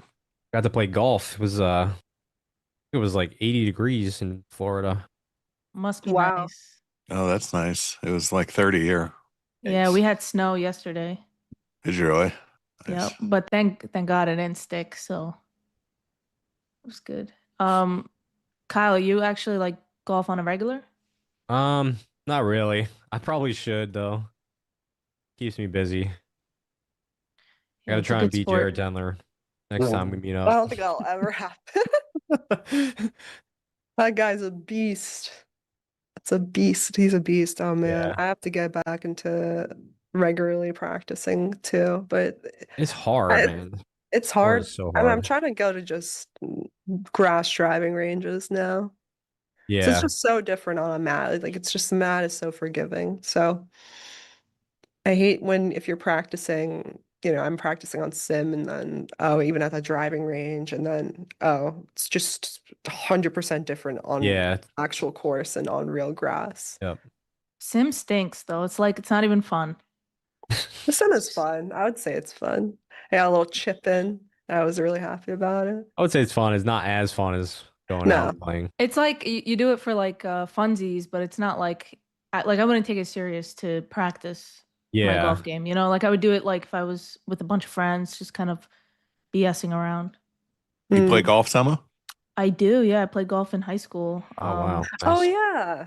Yeah, I was varsity captain, but like I was good, but I shouldn't have really been varsity captain. It was almost like there was no one, there was no one, there was no one else. You were on a one person golf team? Yeah. You? Oh God. No, but it was a great time. It was I would say it's probably the best sport in my opinion. Are you in Jersey, Salma? I am, yeah. Okay. Then we can go golfing. Yeah. Yeah, let's go golfing. Where you're She was you're in New talking about the York. bag. She was talking Yeah. about the bagels. Yeah, I know. Oh my God. Yeah, we were definitely That was The Jersey awesome. bagels. stoked for that. It was like bagel. We gotta put that on a shirt. What's a Tanya, where are you in New York? like in this- the Queens area. Okay, nice, Mhm. nice. Yeah, Tanya's I'm in never northern left. She's Jersey, been in so Queens her Oh, okay. entire So you're life. close to New York City. yeah, pretty Yeah, close. cool. Just I Yeah. honestly hate the drive there though. I used to drive to Queens all the time.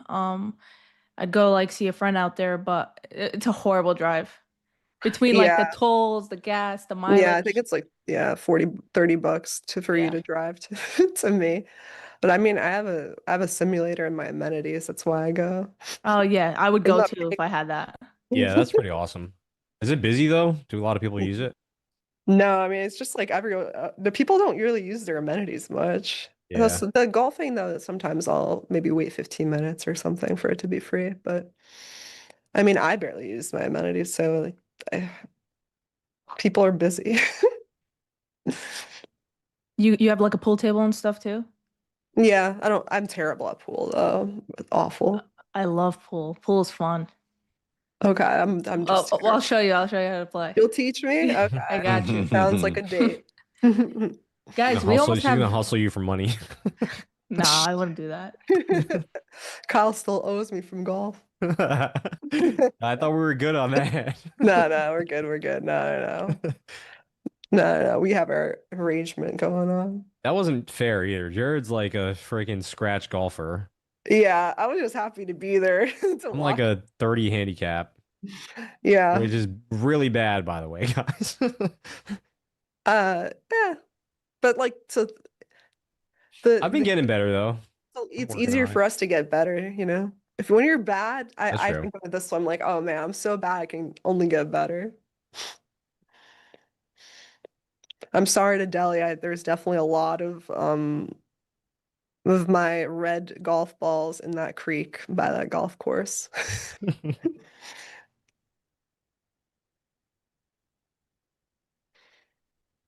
I guess I'm gonna hop off here, guys. Yeah. You guys have a great day. GG's. Good luck. Good trading. GG. All right, take Thanks. care. Still in the See you trade. guys. Have a Good good Bye-bye. job. All right. Take care, guys. Ciao. Ciao. And then there were two. Oh, the best two though, you know? I would say so. Yeah. There's nobody better. No, I'm just kidding. You guys hear that? Production, clip it and play it every single time that Leo's with someone else. It's totally false. What's going on, chat? Dude, we have almost 2,000 people watching. You got to pump it up. That's great. Oh, dang, that was so short. So short-lived. Yeah, so this is my, this is the trade I guess I won't shut up about. But basically it's, just like this is the 5-minute opening range. For all, just for clarity, I did try to short it here because this would be, we broke it. I took this short here. It got rallied, ran through. And then once we broke out above here, this is a long for me at this point. So I took it scaled out here at the OR high, then at the V range high, and just kind of as we push through. I only have one left now, but it was a great trade sequence for me, and totally within kind of everything that's set up. I mean, to the tick is nice. It's always nice when it happens to the tick, but that's pretty much the trade setup. It's discussed in detail in my playbook on paintingthetape.net. So if you want to read that, it's free. There's nothing, you can just go read it. Hey, thanks for telling the rest of us. We don't want to make money with you. It's cool. It's been out there forever. I mean, No, I meant this trade. Oh, yeah. I don't know why today I'm so short bias. I mean, I am a little bit because of just kind of this rejection here. Yeah. So, from last week's high, but I got to take my setups.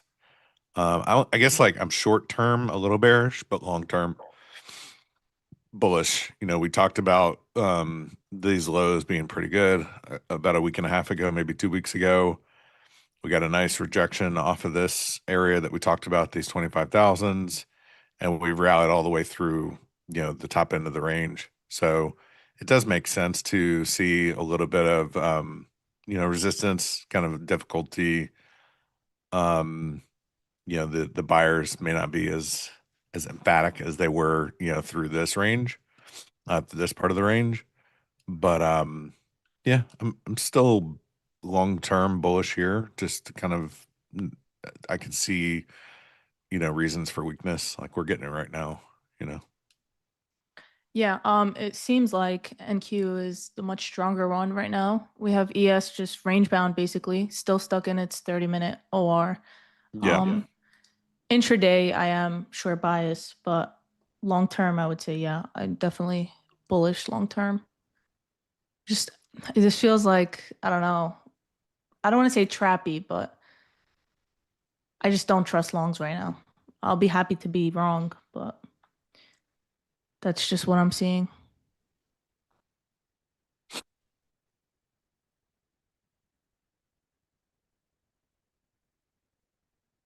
I think I might add if we get a retest of this V range low, the high at 340s. That would be a good add. Mhm. That would coincide with the 9 EMA as well. I like it. I guess I just want to wait and see what we do here. ES is holding on to its previous day low very well. So like I would give that to the bulls. They're holding that very, very well.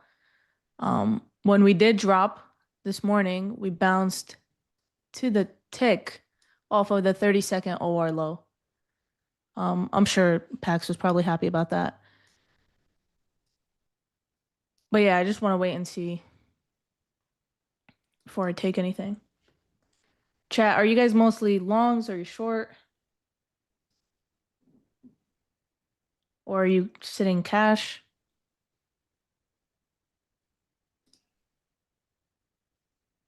Long.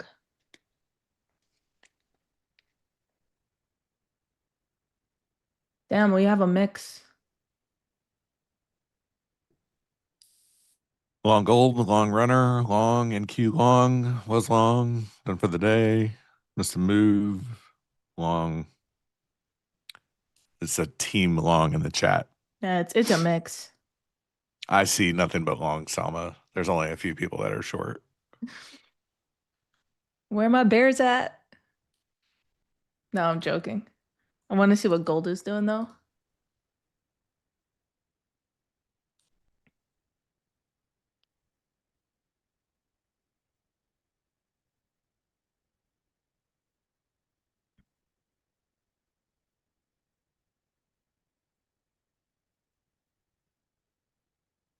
Yeah, 30-minute on gold does look good.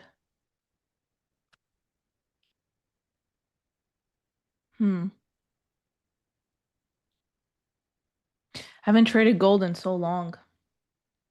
I think since like the competition, probably. Yeah, I looked at it. I had to nuke the gold chart because it was taking up some data. It's kind of throttling this workspace that I have on Ninja. But I don't know. It was just we started looking at it and then NQ started moving. So I got to go back to my bay, you know. Yeah. I had a lot of success with gold before it like really became wild. So I had to give it a little rest too. Now I just look from afar. Just keep eyes on it. But yeah, not really seeing anything too interesting.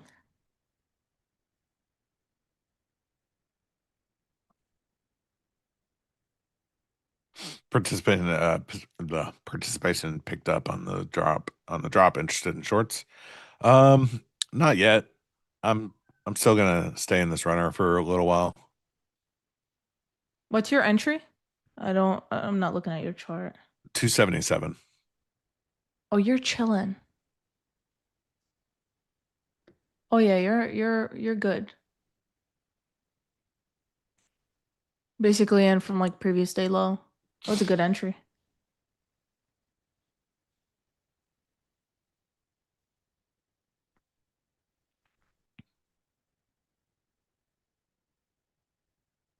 I Do guess you know what I'm doing for the first time? what are you doing? I'm building my own desktop PC. Oh, that's lit. I went a little Uh, bit. I did Very some Black nice. Friday shopping. That was my Black Friday shopping. How much was that? I might be a little embarrassed to say Too much? too much. Oh God. I mean, it wasn't. It was, I went a little overboard on some of the specs, but I think it was like $4,000. Yeah, dude, I don't know anything about any of that stuff. It looks cool, but if you were to tell me, oh, build one, wouldn't even know where to start. So good for you that you're able to do it yourself. I did go with the 9800 X3D, and then I got the 5080 NVIDIA card. Oh, it's happening. Let's go. Yeah, it was more. Yeah, it was more than 4K. Yes, the Nick. RAM is actually crazy. Yeah, it's a write-off. I'm not sure. Maybe somebody in the chat can tell me. The 5080 is a good GPU. Is it worth it to get the 5090? Because the difference is so significant in price. They just told me no in the background. So it's not. Okay. Multiple people, it's not good. Okay, the 5090 isn't even good. Okay. There you go. Damn, chat knows a lot about this stuff. Mm-hmm. It's good, but the difference isn't worth it. 5090 had bad power connection. Okay, nice. Chat knows. The chat knows. Dude, chat is like they They were are waiting for you to lit. ask. Yeah. I use an A2000. Well, that's a professional graphics card, sir. That's for like Autodesk and stuff. The 9070. Okay, so I can't use an AMD card for there's a specific program that doesn't work with AMD cards. Yeah, I got a 1,000 watt PSU. Yep.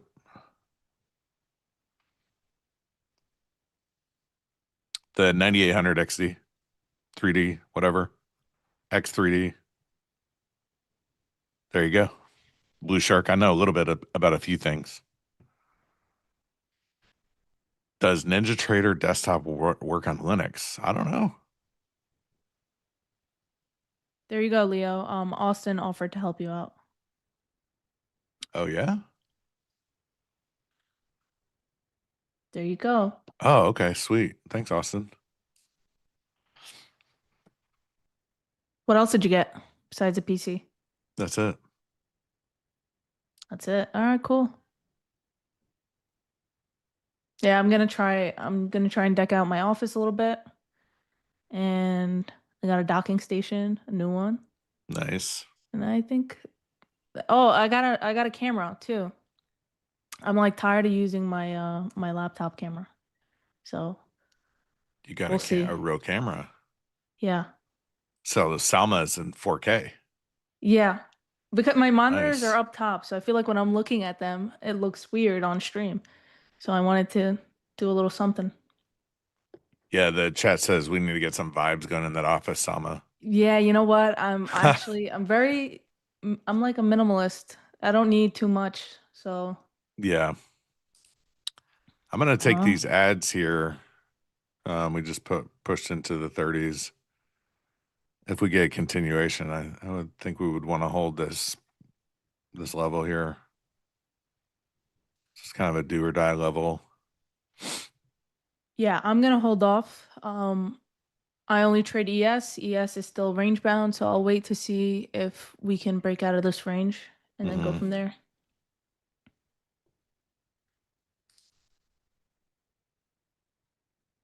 It's a decent little pullback, for anybody that's short. Yeah.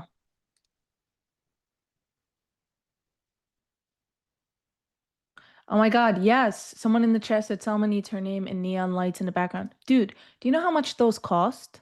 300 They're like, bucks. yeah, it's ridiculous. I've looked into it. I was like, No, yeah, you should get one. It's only no, 300 bucks. I can't justify that. No way. I can justify it. I'd rather spend 300 bucks on dinner than spend 300 bucks on neon lights. I can't do it.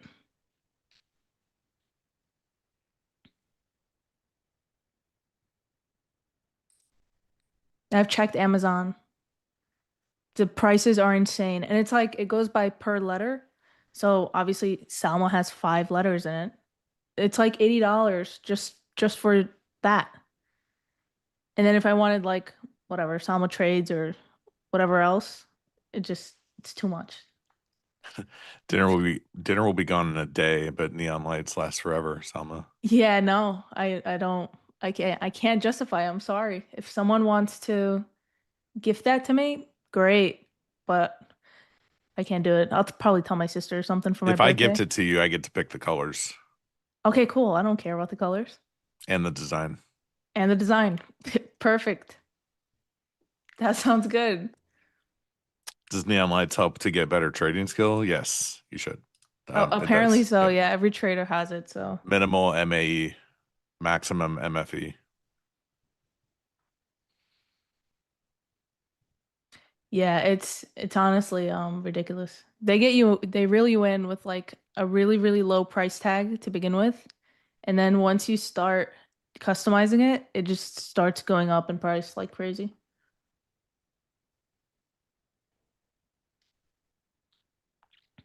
I don't like this bounce here.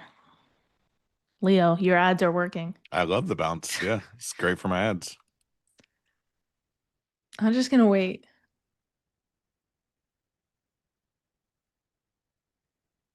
Let me see your trade.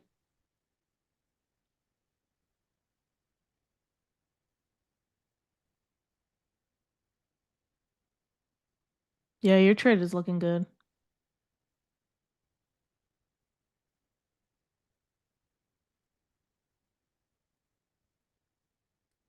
You have more PC questions in the chat, Leo. Oh, hang on. Let me. I'm gonna take one. Maybe. Yeah, I'll just leave 2 on. Let's see. What's with the Valvoline hat? I got a news flash for you, but that's not a Valvoline hat. But appreciate it, I guess. Thanks for noticing.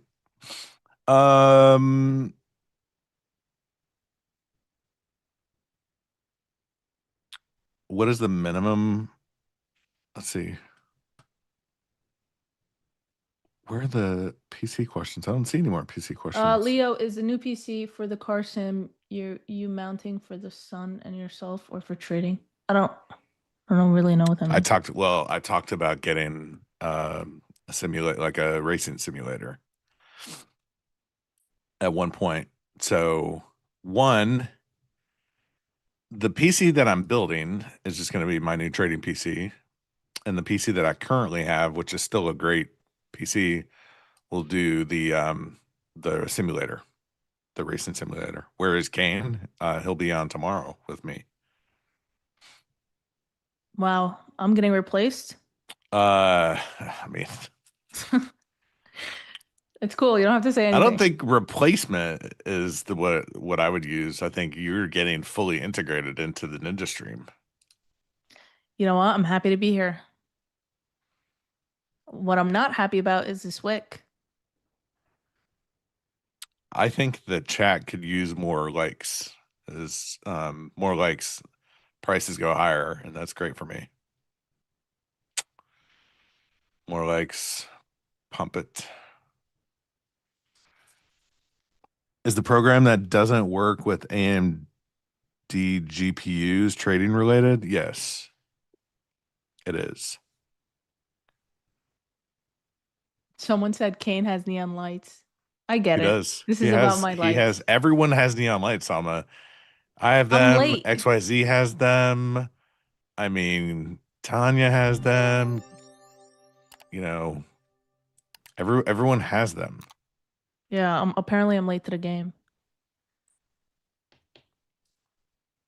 Yeah, you need to get that RGB game going. I'll work on it. It's still Cyber Monday. I can still grab something today.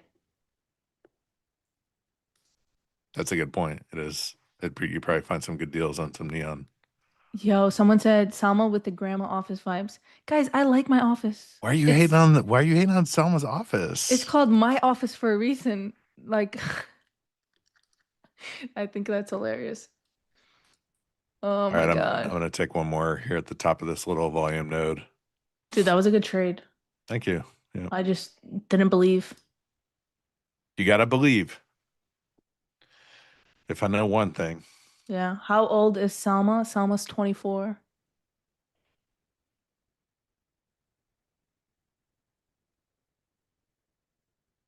White everything.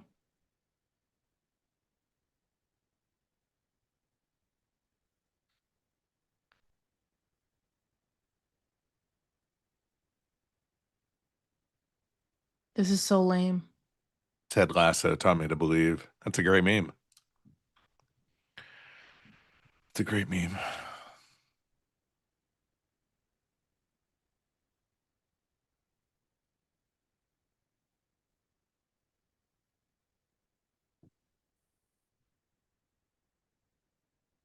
How old is Leo? 41.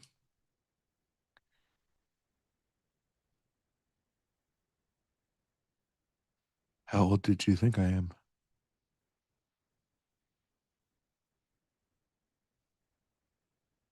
Leo, honestly, I didn't think you were 41. I feel like I'm older than that. I think it's the baby. She's killing us right now. It's probably trading.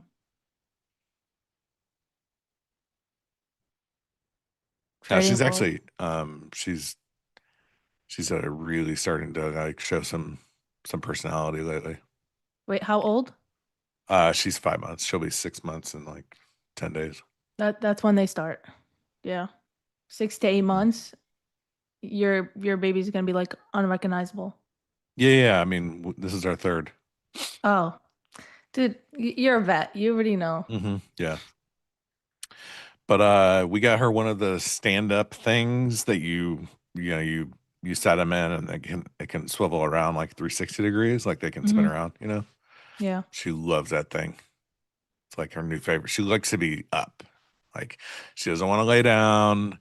She doesn't really want to like crawl or, you know, be on her tummy. She just wants to be up all the time. She has like FOMO. Babies are the best.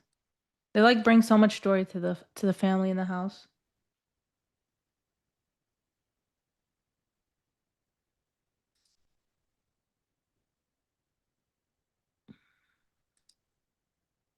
Once you've been outnumbered by kids, yeah, I feel that. Salma, do you have any email or website that we ask questions? You can just find me on my Twitter. So much joy and so much poop. That's So many accurate. blowouts. So many blowouts.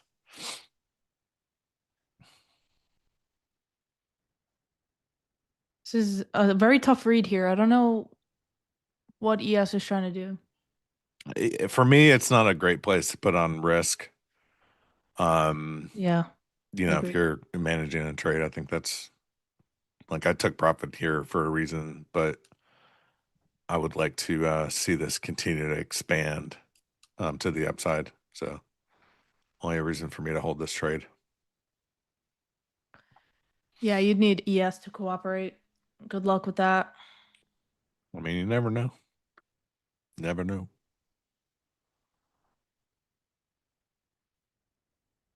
Actually, chat, here's what I need help with. I'm going to give you my current monitor setup, and you guys need to tell me what to do. I have a 40-inch 5K. It's 21 by 9. That is my center screen. And then I have two 27-inch screens. One of them is vertical, like in portrait mode. The other one is standard landscape mode. And there's one on each side. What I want to do is I'm really interested in some of these newer, like OLED. I think WOLED has more of a matte finish, from my understanding. Who has the best like large screen display right now? It would have to be it has to be 21 by 9 for sure. I can't do the ultra wide Samsungs because they're just so short. They're so short. You know, they're like 49 inches is great, but they're not very tall. How Right big now is I'm your at desk? I'm at 60 hertz, right? So it's like it's not. Is your Dom in portrait mode? No. That's the great thing about the 21 by 9 is like on my Dom right now, I have 40 price levels, right? So I don't even need a vertical screen. Samsung 57. Is that a TV though? Because they're really not designed for like PC performance and displaying text. Selma's office is an office, not a club. Yeah, that's right. Thank you. Get two LG 5K 2K monitors. Ultra wide, no ultra wides. Jeff, can you send me the details of what you're talking about? OLEDs are not ideal for work or playing the same game over.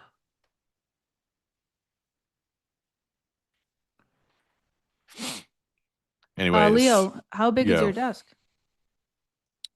it's a corner desk. I mean, it's pretty big. Do you have I all would have to those measure it. you have all those monitors on your desk or Yeah, yep. oh, nice. hmm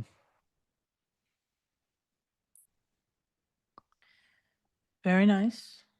27 or 32 4Ks give the best clarity, better than 40-inch. This 40 inch is a 5K. How could two 27s be better? Honest question.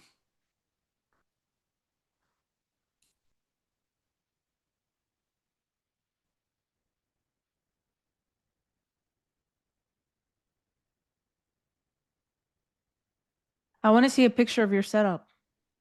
I'll send it to you. Yeah, I did say desk. Yeah, it is a desk. I have the LG 45K 2K. Let me look at that. 'Cause it's probably similar to the one I have, just a different brand. Yeah, I have a similar, but see, this is IPS.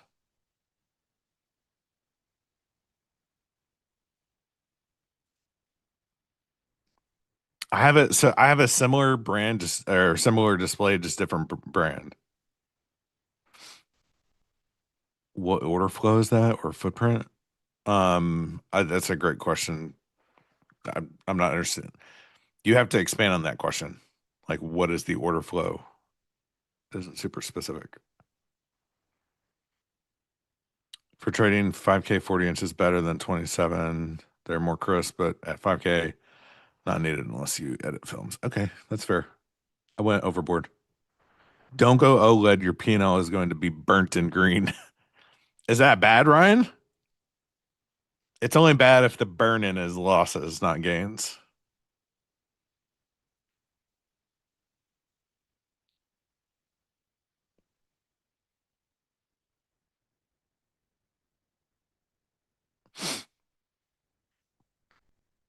Okay, we just had Euro close. See if we can do something now. Maybe break out of this range. Let's see, the Samsung Odyssey G9. Yeah, see, it's a 32 by 9 format. It wouldn't even be useful for me. Okay, so you're saying, okay, so this is actually good. So the chat is saying that OLEDs have burn-in, and since most of us are, trading, you wouldn't want an OLED monitor because things could get burnt into it.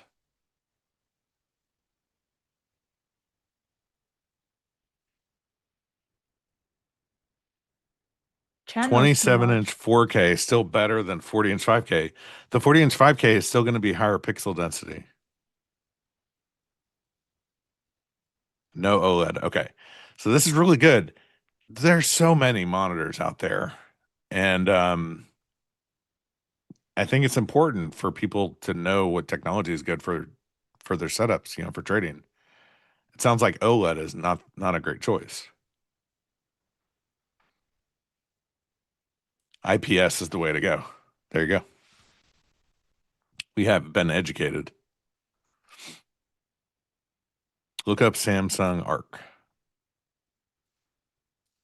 Okay, Samsung. We're all learning here. Oh, snap.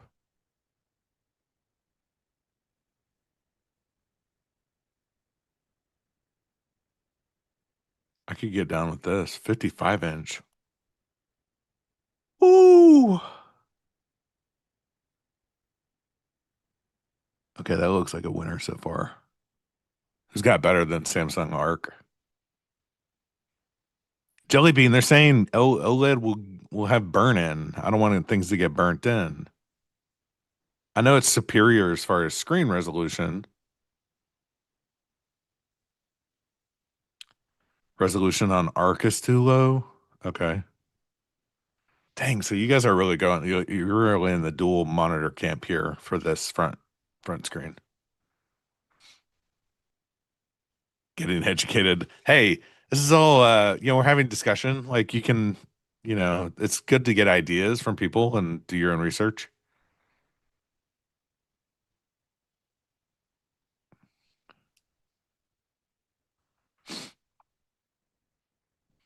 I mean, ES isn't doing anything for you, Salma. Nothing. There's just nothing going on. I feel like this always happens when we get on live. We need a special Sunday night show just to talk about monitors. I think it would be a good idea to have a special show just to talk about trading technology. I like that idea. Like, what are the tools that you need as a trader to be best equipped? Like keyboard, mouse, anything that makes you faster, more efficient, allows you to see things better. Hardware and software show. Great idea. I think it's a great idea. I will say this. Punching bag. I don't know about you Hotkeys. guys, but I was like a phone trader for a very long time. And I didn't really like elevate in trading and get better until I got a setup. So I definitely think this is like something every trader should have, especially if you see yourself like trading long term. I use it as a stream deck, but not totally for trading. I had it all set up, and then things happened, time went on, and then I didn't want to redo it, reset it up. The only thing my stream deck does right now is mutes and unmutes my microphone. It's a button, which is great. It works perfect for that, but I could definitely use stream deck more efficiently. You can also just tap on your mic and it will mute and unmute for you. That's how my mic works. Uh-huh, we have the same mic. Yeah, that's too much trouble. I mean, All right, fair. just reaching over for a button is so much easier.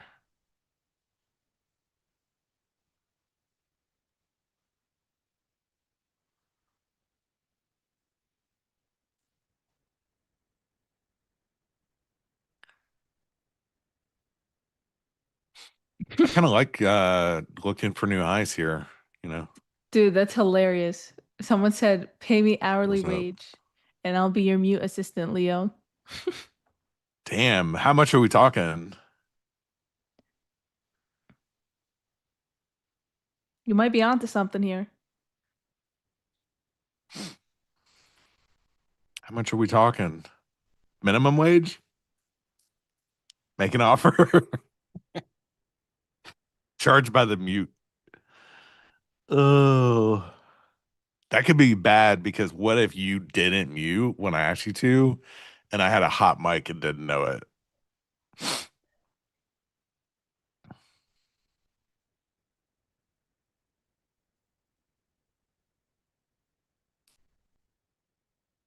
That's the only good thing about having a monitor, like earbuds, like I can hear myself in my monitor, is that when the mute button's on, I know that's on because I can't hear myself in the monitor anymore.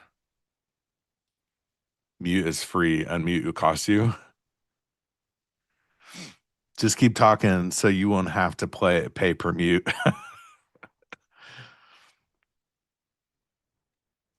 Trading on a Nokia 3310. That's efficient. Add a standing desk. Yeah, standing desk, like a walking pad. Those all be clutch. There's a new chair that I want to get. Let's see if anybody has heard of this chair. I gotta find it. Is it like a gaming chair? It's the Liber Novo. Anybody heard of the Liber Novo?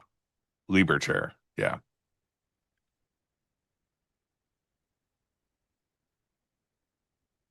I've had a standing desk before and still always wanted to Sat. have a chair. Yeah. Oh. Yeah, I think I would never use that. I just get it to say I have it. Did somebody just call me a meathead? That's Because that's crazy. kind of rude. It's pretty rude.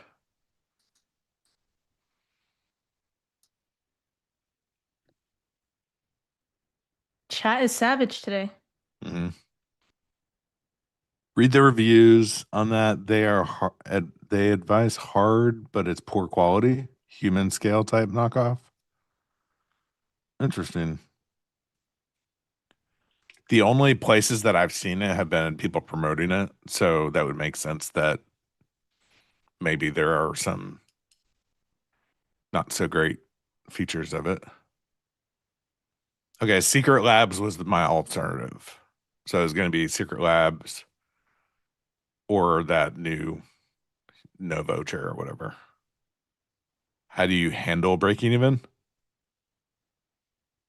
I'm not sure what do you mean by how do I handle breaking even?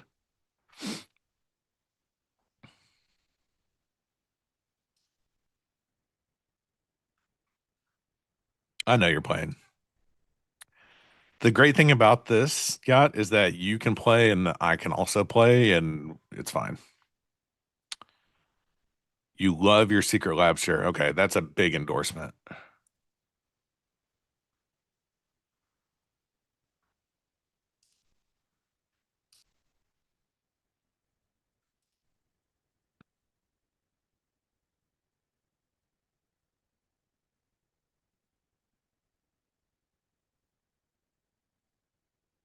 Secret Labs is a trap. There's so many opinions. Herman Miller, yeah. I guess like I'm just kind of like I always want to fade the Herman Miller. You know, What does that even mean? it's a chair. It's like the best. It's like the No, best I know, office but what do you mean chairs. by fade? I just like I don't want to buy it because everyone says it's the best.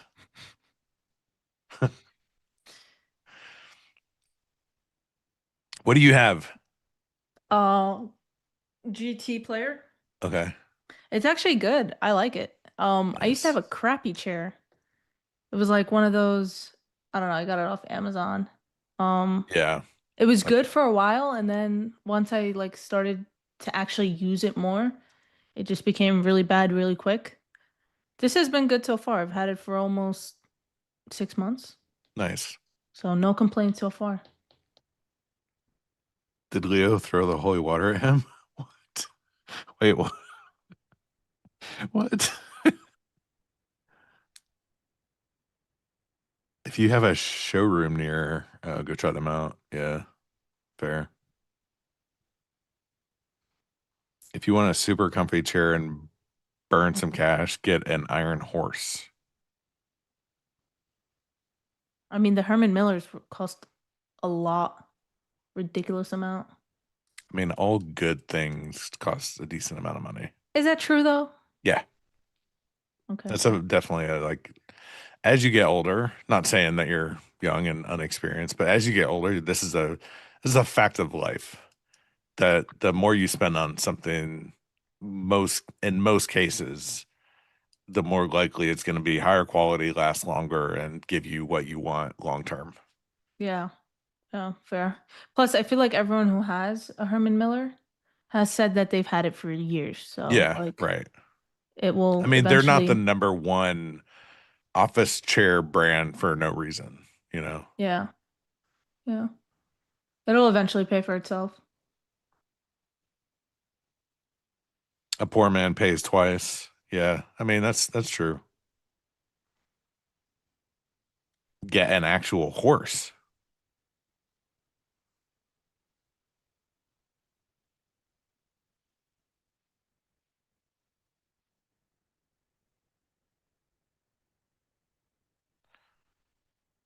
Oh, there we go. It's a nice pop there. Let's Yeah, you still go. long? Let's go. Yeah, I'm still in this. Nice. I mean, I'd really kind of want to see the week open 482. I mean, we're right there. They might as well send us. ES is a lot closer. Yeah.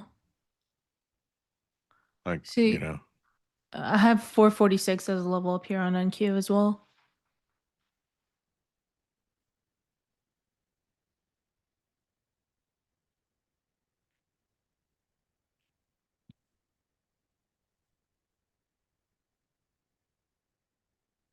kneeling chairs. What's your X handle? I think the team could post it in the chat. Both mine and Selma's. Leo, intraday swing trading now. Who are you? No, I think the reality is that we've been lucky to have wider ranges recently. So you're getting more insight into like my normal trading. Some of the past, 3 or 4 months has just been tight ranges and difficult to really get into some moves. Nothing beats the lazy boy. I mean, can't go wrong with that in your living room. I'm not sure about your office though. Probably get no work done.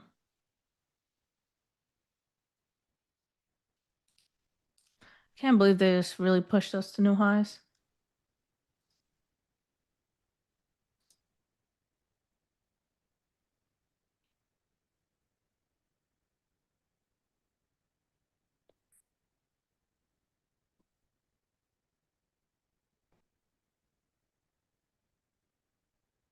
That was a great trade, Leo.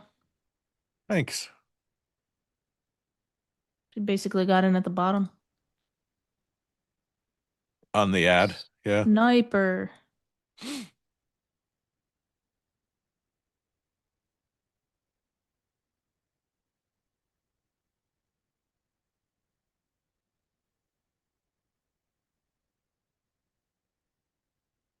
380.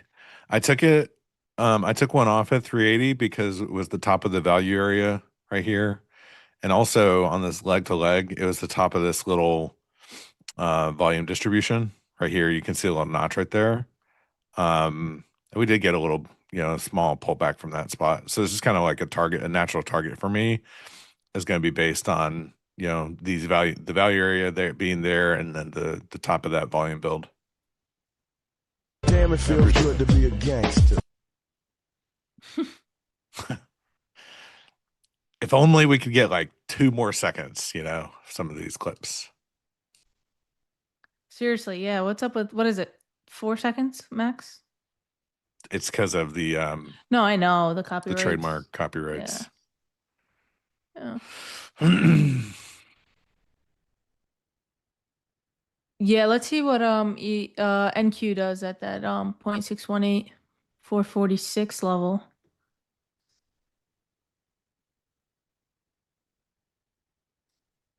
And that will be the make or break in my opinion.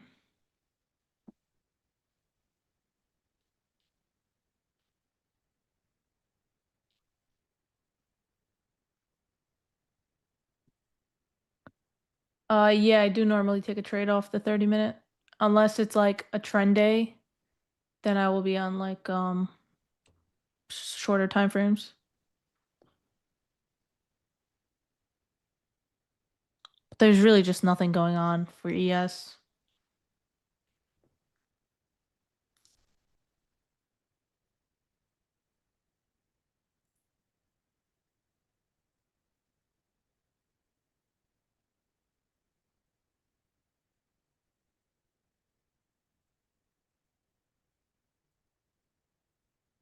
Here we go. Let's see.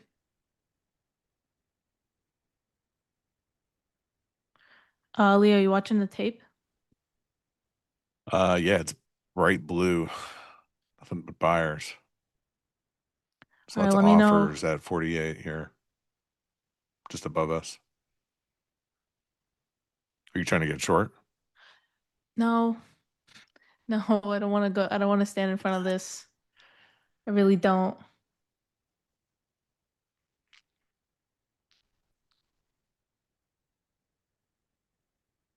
Yeah, I don't like this at all. I bet you once we get off stream, price action is gonna be a lot cleaner. Well, we'll actually get a move. I don't know. I don't know.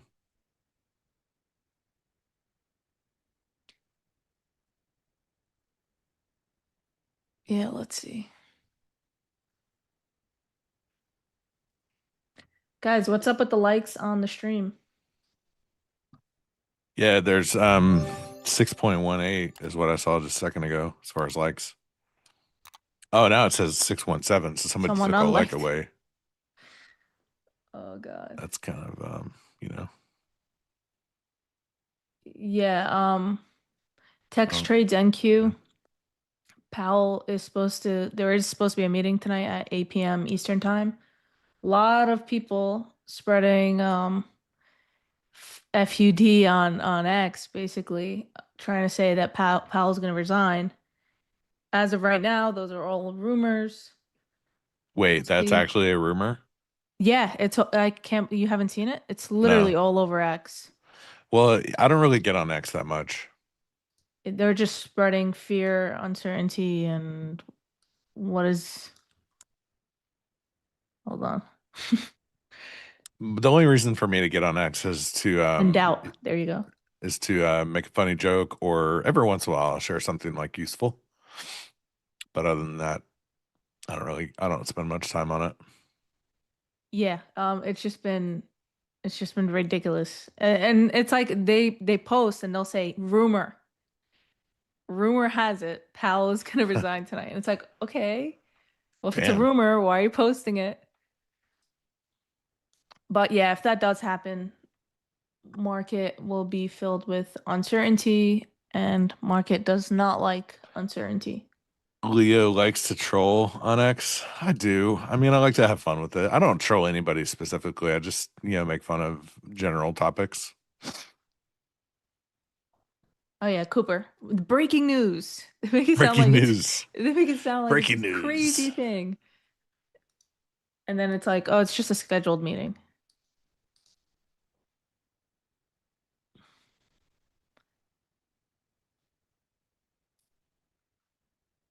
But like from all of the Fed meetings, like all the FOMC meetings, Powell has said time and time again that he intends on finishing his term.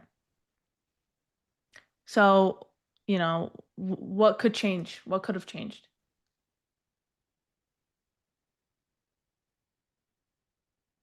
I guess we'll find out tonight, though.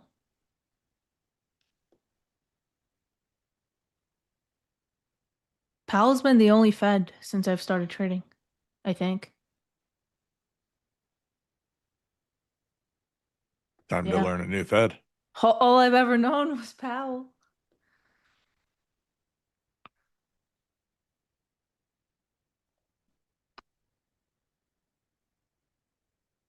Breaking news. Some news just broke. Yeah, Twitter is a funny place, guys.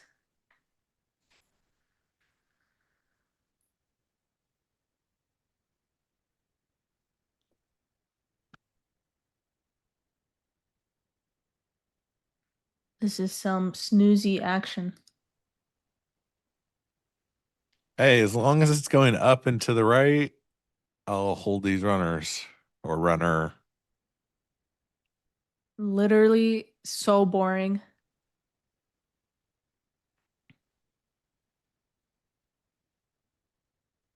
I do see sellers sitting up here at 51 on ES.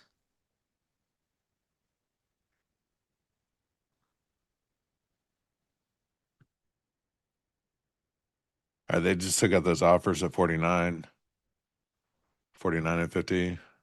Could see a little bit of a yank back here, potentially. Dump it.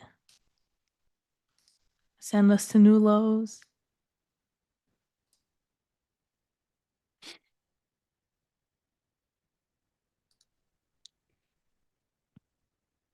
They grabbed those offers and just kind of yanked the bid.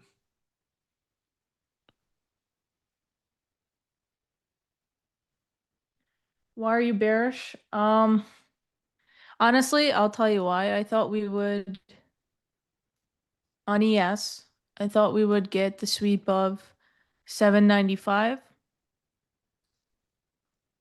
It's this 4-hour candle's low.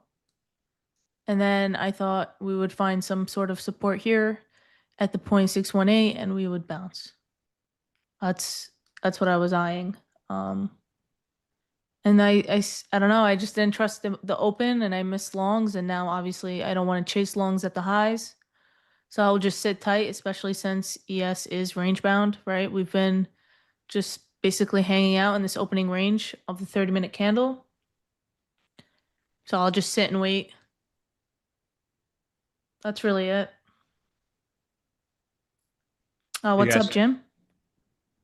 Oh, well, Hey, Jim. hopefully you guys had a nice relaxing weekend with the holidays. How was your Thanksgiving? It was nice. Nice. We had, got together with family and did, unruly stuff, but it was good. Yeah. We Yeah. had to drive out to Lubbock, Texas, and spend time with family out there. Nice. Big crowd? No, not too terribly big, but enemy territory and all. Texas Tech people. Salma, how about you? I just stayed at home. Just had me and my family, siblings. That's about it. How many siblings are there? We're 4, but two are missing at Thanksgiving actually. So it really wasn't my siblings, just me, my mom, my brother, and my sister-in-law. So yeah, 4 of us. It was good though. Yeah, good. I'm glad. The holidays are always fun. For even sure. to just take a little break. Yeah, we have another one coming up, but there's some work to do before we get to the next one. We still got some stuff to do in December. Yes, sir. Santa and all of its elves. Yeah. Anyway, nice trade, Leo. So I Thank you. just heard you're going to keep this going, and as long as this thing is going up to the right. I mean, yeah, that's the plan. I'm looking for that week open test. Is any chance you're going to move your stop up? Oh, you want me to do it for you? Here, Well, it does make me a little crazy. I'll There, put it thank up. you, Yeah. thank you.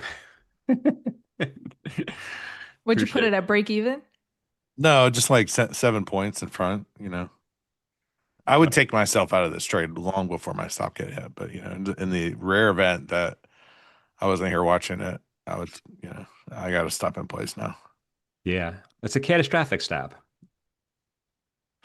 Yeah, I mean, I'd love to have a catastrophic stop when it's in profit. Yeah, that's what you got here right now. Yeah. Good job. In any event, well, I'm glad you guys had a good Thanksgiving weekend. Appreciate you being here with us. Chat, don't forget that thumbs up button. It's free. Click on it. It looks like this. And they're working hard for you, man. Here they are, doing it live in front of everybody. We appreciate them. And we also have this subscription button. Don't forget about that. We appreciate the subscription button in NinjaTrader. So thank you for being part of NinjaTrader Live. As I've said before, the best trading community that I've ever been involved in, and I've been involved for a long time. I agree. All right. Selma? Yeah, I agree. All right, just checking. Yeah, me too. No, actually, I gave you guys a shout out on my Twitter. I know you do, and you're awesome on that. Follow Selma on X, everybody. If we'll try to get that X handle in the chat. No, I gave you guys a shout out for Thanksgiving. Yeah, I Oh. was most grateful for you guys. Awesome. Yeah. You are the best. Very happy to be here. Thanks, All Jim. right. All right. So this afternoon, we're going to have XYZ and Nick are going to come and trade the close. In the meantime, I'm going to do a really quick edge report here to end the morning session. And again, thank you, Leo, and thank you, Selma. Thank you. Have a good day. Thanks, guys. See you, chat. All right, let's just go to silver right away. This is the market of the day. Actually, let's go back to a daily chart. I mean, we have breakouts galore here. This is just moving. We hit that 123.6% target I talked about earlier today at 50.03. Next stop up 138.20, extension at 60.33. Intraday, we finally, I don't know if these are 30-minute candles, so we broke out of that IB high. And it was a really nice volume. I was surprised at how nice this volume profile was. It was a picture perfect for a long period of time. But then we had to break out above that 1-day max. That's the MenthorQ gift that keeps on giving, everybody. And then we kind of, tried to drive up to R2, couldn't quite get there. South of that call resistance level at $60. It's also a psychological level, and we're kind of just sitting back on that 1-day max on MenthorQ. So, we'll see if volume accumulates up here or if we just get a retracement back down, if this was just a probe. I don't know, but this is a super, super, super strong market. Let's flip this upside down and take a look at the Bitcoin. The Bitcoin, and we talked about this morning, so I'm just following up on those markets. This is a pretty big move down. We have this peak high up here that we saw back at the beginning of October. And let me just adjust my little counter here, my ruler. We're down about 33% from that peak high. So that's kind of a move down. We have kind of a nice trend channel down that we kind of went sideways at. We're kind of getting back into it right now. I even put a fib line there just to see where we're at. And we're, less than that 23.6%. Notably, we kind of got to that 38.1%. Boom, hit a wall. Only had one candle close. Didn't get that confirmation candle for that. Instead, we just turned around and kept on going south. Ultimate goal here, April lows in the target here around, 76,500, give or take. That's that plum covered rectangle here at the bottom of the chart. So the Bitcoin, intraday, south of VWAP, south of that 9 EMA. I had the 9 EMA because everyone's talking about that 9 EMA on intraday, so I added it. It does track pretty good. We even just wicked through it a little bit, but boom, seller's wick brought us back down this last 30-minute candle here. Point of control is almost at the bottom here. This is about as bearish as it gets. 620. That's 84,620 where that point of control is. I mean, I don't even have any targets on the downside, guys. I mean, I just got a lot of empty abyss down here. here on an intraday chart for the Bitcoin. So right now, looking pretty negative here. The bears are firmly in command. I do want to talk about copper. I didn't have time to talk about that this morning. This is part of, one of the metals groups that are just on fire right now. This is a daily chart. It's very interesting. Let me get rid of that VWAP because we're way below it. Double top achieved. We broke on through above that 5.29 level. We're we're trading above it right now. Yeah, we have a seller's wick here as well, but this is looking pretty strong here. This is a continuation candle right now if we close where we're at on the upside. And remember, we had that big sell-off, and then we kind of had a step up. Let me show you what I mean by that. We just had this gradual step up. It might be slowing down. It might not be. Here's a step, swing low, higher swing low, higher swing low, higher swing low. Now these swing lows are starting to slow down a little bit, but still pretty bullish here on this market. Again, nice volume profile here. We are trading just south of the session VWAP along with that point of control. They're pretty close together here, 3140. Suggesting sideways action to follow, but we're still within that initial balance, by the way. Targets on the downside is 5.25 at Jacks 3, which is right by that pivot. So there's two kind of areas of interest colliding together. That's kind of important. One day max, again, we went through it again. That's a MenthorQ level. I love these MenthorQ levels, especially pre-market in a lot of these metals and FX products. So in any event, we kind of retrace back down now, trading sideways on the Dr. Copper. All right, having said all that, that is this late morning Edge report. As advertised, we are going to be back after lunch, 2:30 start today. Hot commodities was shy. I'll be back, and we're going to have XYZ and Leo. XYZ and Nick trading the close with us this afternoon, so we're looking forward to that. Appreciate everybody being here with us. Have a nice, relaxing lunch break, and we look forward to seeing you again at 2:30.